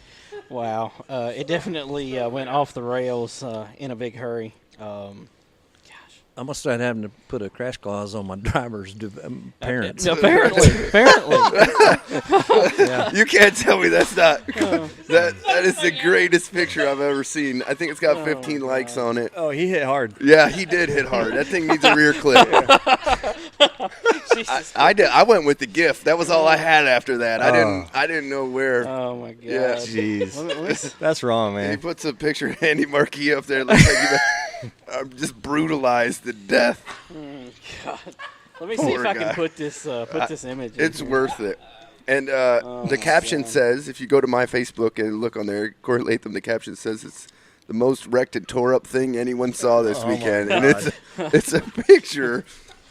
Oh man. It's bad. It's bad. Wow. It kind of got out of that. What's the guy off the water boy? Y'all could have prepared me for this so I could have this screenshot ready to go. Yeah, that was good. Gosh. Yeah, that was something. I don't know about that. Was the most tore up thing. That was good. And that was good memory. Exactly the reaction I had. Exactly. Yep. I started wheezing. I got on the phone or did something and didn't get a chance to see it for a while, and then the next thing you know, it was all over. Wow. Give me a second here, and I'm going to put this. I got something I can fill some time Go with. ahead. We're not filling time. You talk about development drivers for, or your programs for drivers and getting racers. What about somebody that wants to be a spotter or just a crew chief? I mean, do you guys offer anything like that for anybody that somebody wants to be involved in racing, but not necessarily as a driver? Really, we do. And I mean, we kind of touched on it a little bit with, we call him Shady. His name's Nick Hughes, but I mean, that's Did he get the nickname before or after? After. You want to know how it came about? Yeah. Yes, yeah, we'd like to know I that. do. But everybody out there, finish, I think. Let me finish this question. Yeah, answer the question, then I want to hear about Shady's nickname. Okay. Yes. I mean, and we do. It's not for everybody, though, because, it takes a couple years of doing stuff you don't want to do. You're not going to come in here and be a crew chief like most kids think they are in 6 months and start working on stuff that's important. I mean, you're going to sweep and clean, and you're going to be head to toe grease and work late hours. But if you've got the resiliency and the work ethic to hang with us and do that, then we reward you by letting you move up the ladder and obviously, giving you higher positions up. But, Shady, his family owns a trash company up north. And so when he came in and told me he didn't need to make any money because he had money to pay his bills. His parents paid his bills at the time, and his grandparents. And so it's like, all right, cool. So when he worked there long enough, or we felt like he deserved to start making some money, we started paying him. And I was like, I was kind of testing him. I was like, dude, you should just not tell your parents that not tell your parents that we're paying you. Run that little scam. Double dip. Yeah. And he was like, hell yeah. I said, you're shady as hell. I knew it. I knew it. You trapped him. And he's only about maybe 50, 75 lighter than you or Langley, either one. So, that's where the slim part obviously come into play. So I was just like, Slim Shady, that's your name, dude. That's what we're going to call you. Wow. And it's not because you're a good rapper. It's just, it's basically because, and he did that for like a month, and he has a conscience. So he told his parents that they didn't need to help him anymore. Wow. That's awesome. Here is the photo for everybody. I got managed to get a screenshot up for everybody to take a look at here. It is our own Andy Marquis. I don't know where Corey found this photo. It's the worst thing that got crashed all weekend right there. But it definitely was not a good one. So, wow. I can just imagine what Andy's saying right now. He'll probably be cussing me here. Oh, he already is, I'm sure. Benny Brazel chimed in and said, "Is that Lee Faulk or Greg Porter?" I'm not sure what that means, but maybe y'all do. Who's Greg Porter? I don't know. That's Randy Porter's cousin, the one who owns the body shop. Yeah. Okay. Yeah, I don't know. Anyways, David Moss, going back to our conversation from earlier. Let me change this picture back before we keep just talking. Somebody's going to throw up. Or sue you. Hope nobody's watching this going down the road. The FCC's coming in, taking over. Man. We got to go, Dad. David, It's getting late. I was leaving a while ago when he was talking about our CPA and IRS. That's right. David Moss chiming in on the chat said that Hickory is one of his favorite racetracks. He'll drive 3 hours to watch racing at Hickory, no question. Of course, Todd Ellington chiming in said Corey has to work. We've discussed that here on the show. He works? Yeah, well, he's the only man I know that's got a job. So, I mean, I got confused. Yeah, I'm not sure what Greg Marlowe is referring to, but he said funny, true. Not probably the picture of Andy. I'm not sure. That's definitely what he was referring to. Corey said he just spit his beer in the floor. And I thought he didn't drink during the week. But Greg could also be referring to the nightlife in Myrtle Beach. Yeah, Greg knows all about the nightlife in Myrtle Beach. Let's not go down that. That's funny. That's but true hearsay. Also. That's hearsay. Oh man. Nick Hughes. Yeah. He says that just drive the bus over me, why don't you? beep, beep, beep, beep, beep, beep. Yeah, I think his dad's probably watching the broadcast too. He pays attention. Resnick Bushy Racing chimed in, said, "Damn poor Andy." That's Corey said it's one of his profile pictures. So. Oh, okay. I don't feel so bad. Game, yeah.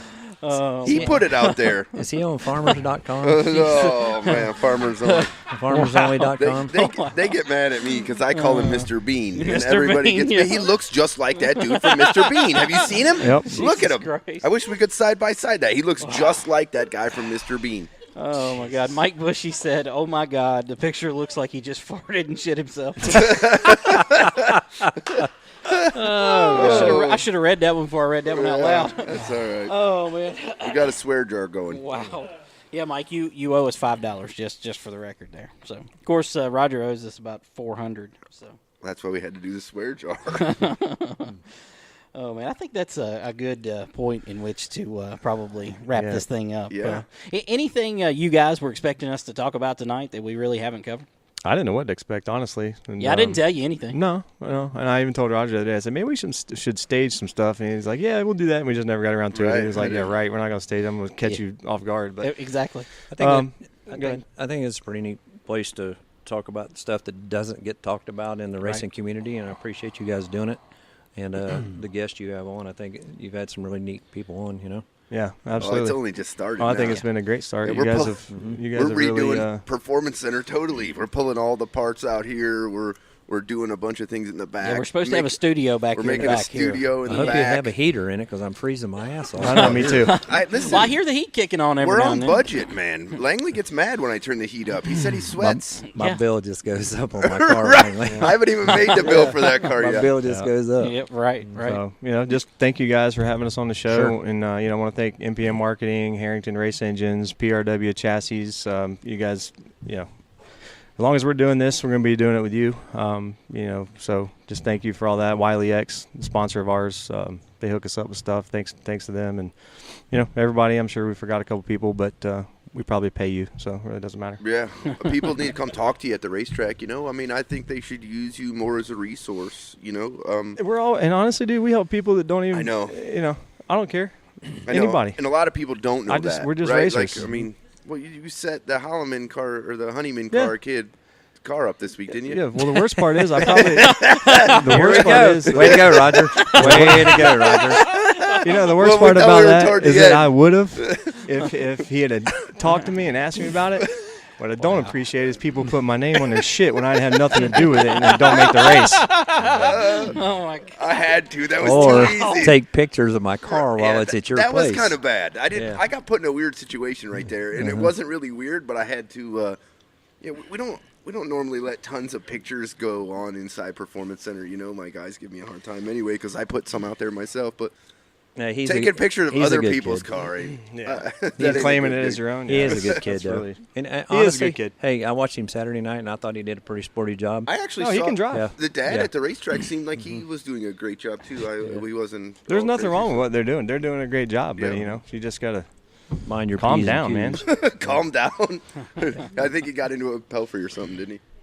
I think Pelfrey got under him a little bit there. Yeah, I think Pelfrey turned him into 2 or 3 times, yeah. But, hey, it's all good. The kid's doing a great job. We all had one thing we got to keep in mind, and we haven't really touched on this thing. The kids we got now today are 12 and 13 years old. Yeah, when I was 12 and 13 years old, I was at a racetrack, but I was in the damn grandstands watching, Right. I was working. These kids, I'm telling you, they got so much talent today at 12 and 13. I mean, look at Painter's kid. Yep. Holy shit. Right. That kid's on the He wheel. was in a quarter midget a few years ago. He's pounding their eyes closed at Hickory. Look at Taylor Gray. Yeah. Exactly. Dude, I mean, that kid, he came from off the couch playing video games to winning in his fourth ever start in a stock car or anything, for that matter. Yep. But both of them great kids, are doing a great job. Oh, yeah. I mean, those kids are going to be the real deal for sure. Oh, Jesus. Where are you going this week, Langley? Well, I would ask you where you're going this week, but I'm going God to Hickory. knows you're not going to a race. I'm going to Hickory. Are you actually going to stay for the whole race? I thought you said you didn't like the racing at Hickory. I know, but I have customers there, so I got to go. Come hang out with me. He charges me to go in. It's terrible. I got 3 cars this week. You don't get a press pass doing this show? He doesn't charge Langley. So I'm going to start talking bad about Hickory every week until I get in for free. Kevin, you better give him a pass. It's called leverage. He tried to give me one. I'm surprised he hasn't said anything because he tried to give me one this week, and I told him I couldn't do it. I didn't want to take it. I've been trying to get a free pass there for the last 13 years. How's that worked out for you? Not. I'm going to Hickory. How about you? I'm going to Anderson Friday. Nice. And I have no idea where I'm going Saturday. I'm either going to Kingsport or Greenville. When are we going to do that Kingsport show? We're going to do a show in Kingsport here pretty soon, we were supposed to do it this week, and I fumbled the ball on that. So. Yeah, I just want to get that out there. Yeah, I know you did. That would have been a good one. Yeah. I can't wait to go up there. Them are great people. I mean, this was a great show. It was a good show. I like the people chiming in on the video. Yeah. Video wins, I told you. Yeah, I think having video is good. Not having it on us is even better. Nobody wants to see us. Right. You definitely have a face for radio. So you're telling me we've been on video this whole time? Yep. Yeah. I've been picking my nose and all kinds of stuff. Nobody cares. Should have given me a disclaimer. There was only 2 people watching. It doesn't matter. Actually, this show's been the viewers have been pretty high, especially when he started talking about engines. It I bet. started going up. Oh, I bet. Yeah, it's good. I knew that touched Andy Marquis. That's about how far back we are delayed, so you can see. Oh, yeah. That's pretty It's far. about it's like a minute and 15 seconds. I'd say it's probably longer than that. It's probably a good 2 minutes by now. Well, I appreciate you guys coming in for sure. Appreciate you having us. Thank you. Yep. Doc, everybody, thanks so much, man. Yeah, you guys enjoyed did a it. great job. This is really cool. Reach out in the chat. Some things maybe we can do different. Some things you'd like to see. Guests you'd like to have on. Drop us a comment down there. Thanks for thinking outside the box and doing something different that nobody's doing really right now on this level. So, from what Roger tells me, and it's going to be bigger and bigger. So, it's cool. It's his money. Yeah. He's got tons of it, so exactly. burn it up. Right, exactly. He's ripping y'all off every week in here. So. Believe me. I want about to load one up on camera right now. Oh, yeah. Turn the camera around. Don't even have the right color skirt on the side of it. You can't see that side. Take it. Whatever I give you is what you're getting. Right. Take this. Pay me when you can. A lot of good races going on this weekend. Of course, Hickory Car Store, King Sports season opener, Anderson season opener on Friday. Greenville Pickens, it'll be the first race of their combined limited and late model thing, and I know we're interested to see how that's going to go. Yes. What do you guys think about that? About the combined deal? Yes. Yep. I mean, I don't think it's a bad thing. I mean, pretty much. A lot of places have already done it, haven't they? I mean, it's been something that's been kind of coming for a long time, and it obviously increases the car count, and I think it makes the racing better. Do you think it's coming to more places soon? I mean, I think it's going to have to. Yeah. Right? Don't you? Yeah, for sure. I've been preaching it for like 6 years. I mean, one late model class I think should be fine. I wouldn't have I mean, a problem especially with when we're a 450 carburetor away from making them all even, right? Right. I mean, there's not enough difference between the two classes, right? To for a fan to sit there and want to see two of the same kind of car with 7 or 8 cars in each one. If you had a 16-car field. Yeah, I mean, like this weekend at Hickory, I mean, that was good. I mean, you had 18 and 13, I think. And they can pull it off, and I think they may be one of the ones that stick around the longest. But I don't know. Meaning Greenville? We'll see. Greenville, you're saying stick around long? No. He's talking about Hickory as far as like the two classes. Stay split. Yeah. I think Greenville, I mean, I think it was I do think it was kind of a knee-jerk reaction to the first race. Yeah, but you know what I find interesting? The feedback that I have gotten from everybody has actually been truly positive to do it. Even the only thing that I heard was, the limited guys down there seem to race a little more aggressively than the late model stock car guys have here in the past, and there was some concerns about that. But other than that, that was the only real detriment that I heard. But racing against those late model guys is going to make them better faster, so it's going to speed their learning curve up too. Oh, man, I got to bring up this comment about from Randy Weaver. Randy Weaver's the man. I don't know if y'all know Weaver. Well, it depends on which one it is. Which Randy Weaver? Yeah. Come on. Yeah, that's what he says all the time. Randy Weaver said that Kingsport, you need Melonhead as a guest. That would be Nate Monteith. And he said if his ankle bracelet will pick up instead. Wow. Jesus Christ. Well, he's a big quarter midget guy now, right? Yeah, but I don't know. I think there's more to that. Maybe Langley should give us some feedback on what he's talking about on there. I don't have any idea. I mean, I guess he got some new jewelry. I don't really know. I'm not sure what he's talking about. I wonder maybe we should get. That don't make him a bad guy. We should get Randy Weaver. Hey, Nate Monteith's one of my favorite drivers. He's always stirring up stuff. Yeah. So he's one of my talked to favorite Nate a couple weeks ago. He reached out to me about my daughter driving and offered his help for the quarter midgets. I've never even met the guy. The guy sends me a message saying, "Hey, dude, I got you. If you want to come make some laps in my quarter midgets, come on." So nice. It's good in my book. Him and Randy don't get along from the Daniel Pope days. Right. When Old school. Randy was his crew chief. Okay. So. Different Randy Weaver than we know. Yeah. Nate Monteith bought a Ford motor for me a couple years ago to go to Bristol. One of those junky motors. Yeah, one of those. No, I think it blew up. Motor. Yeah. I think it blew up too. No, I don't know. Maybe I didn't have the updates. Good one. Good one there, Dad. All right, well, let's actually wrap this thing up. Cool. Right. We'll be somewhere this weekend covering the races, and Doc's going to take us home. Early. Hello? I must be going. I cannot. Well, that'll wrap up tonight's show. I want to thank everybody for listening to RACE22 Radio. Keep us logged on to race22.com for coverage of all your favorite late model stock car racing action, videos, podcasts, and much, much more. We'll be back broadcasting live around the globe next Monday at 6 p.m. from right here at Performance Center Racing Warehouse in beautiful Statesville, North Carolina. Until then, we'll see you at the races. RACE22 Radio is a presentation of RACE22 Productions. Telling you, I must be away.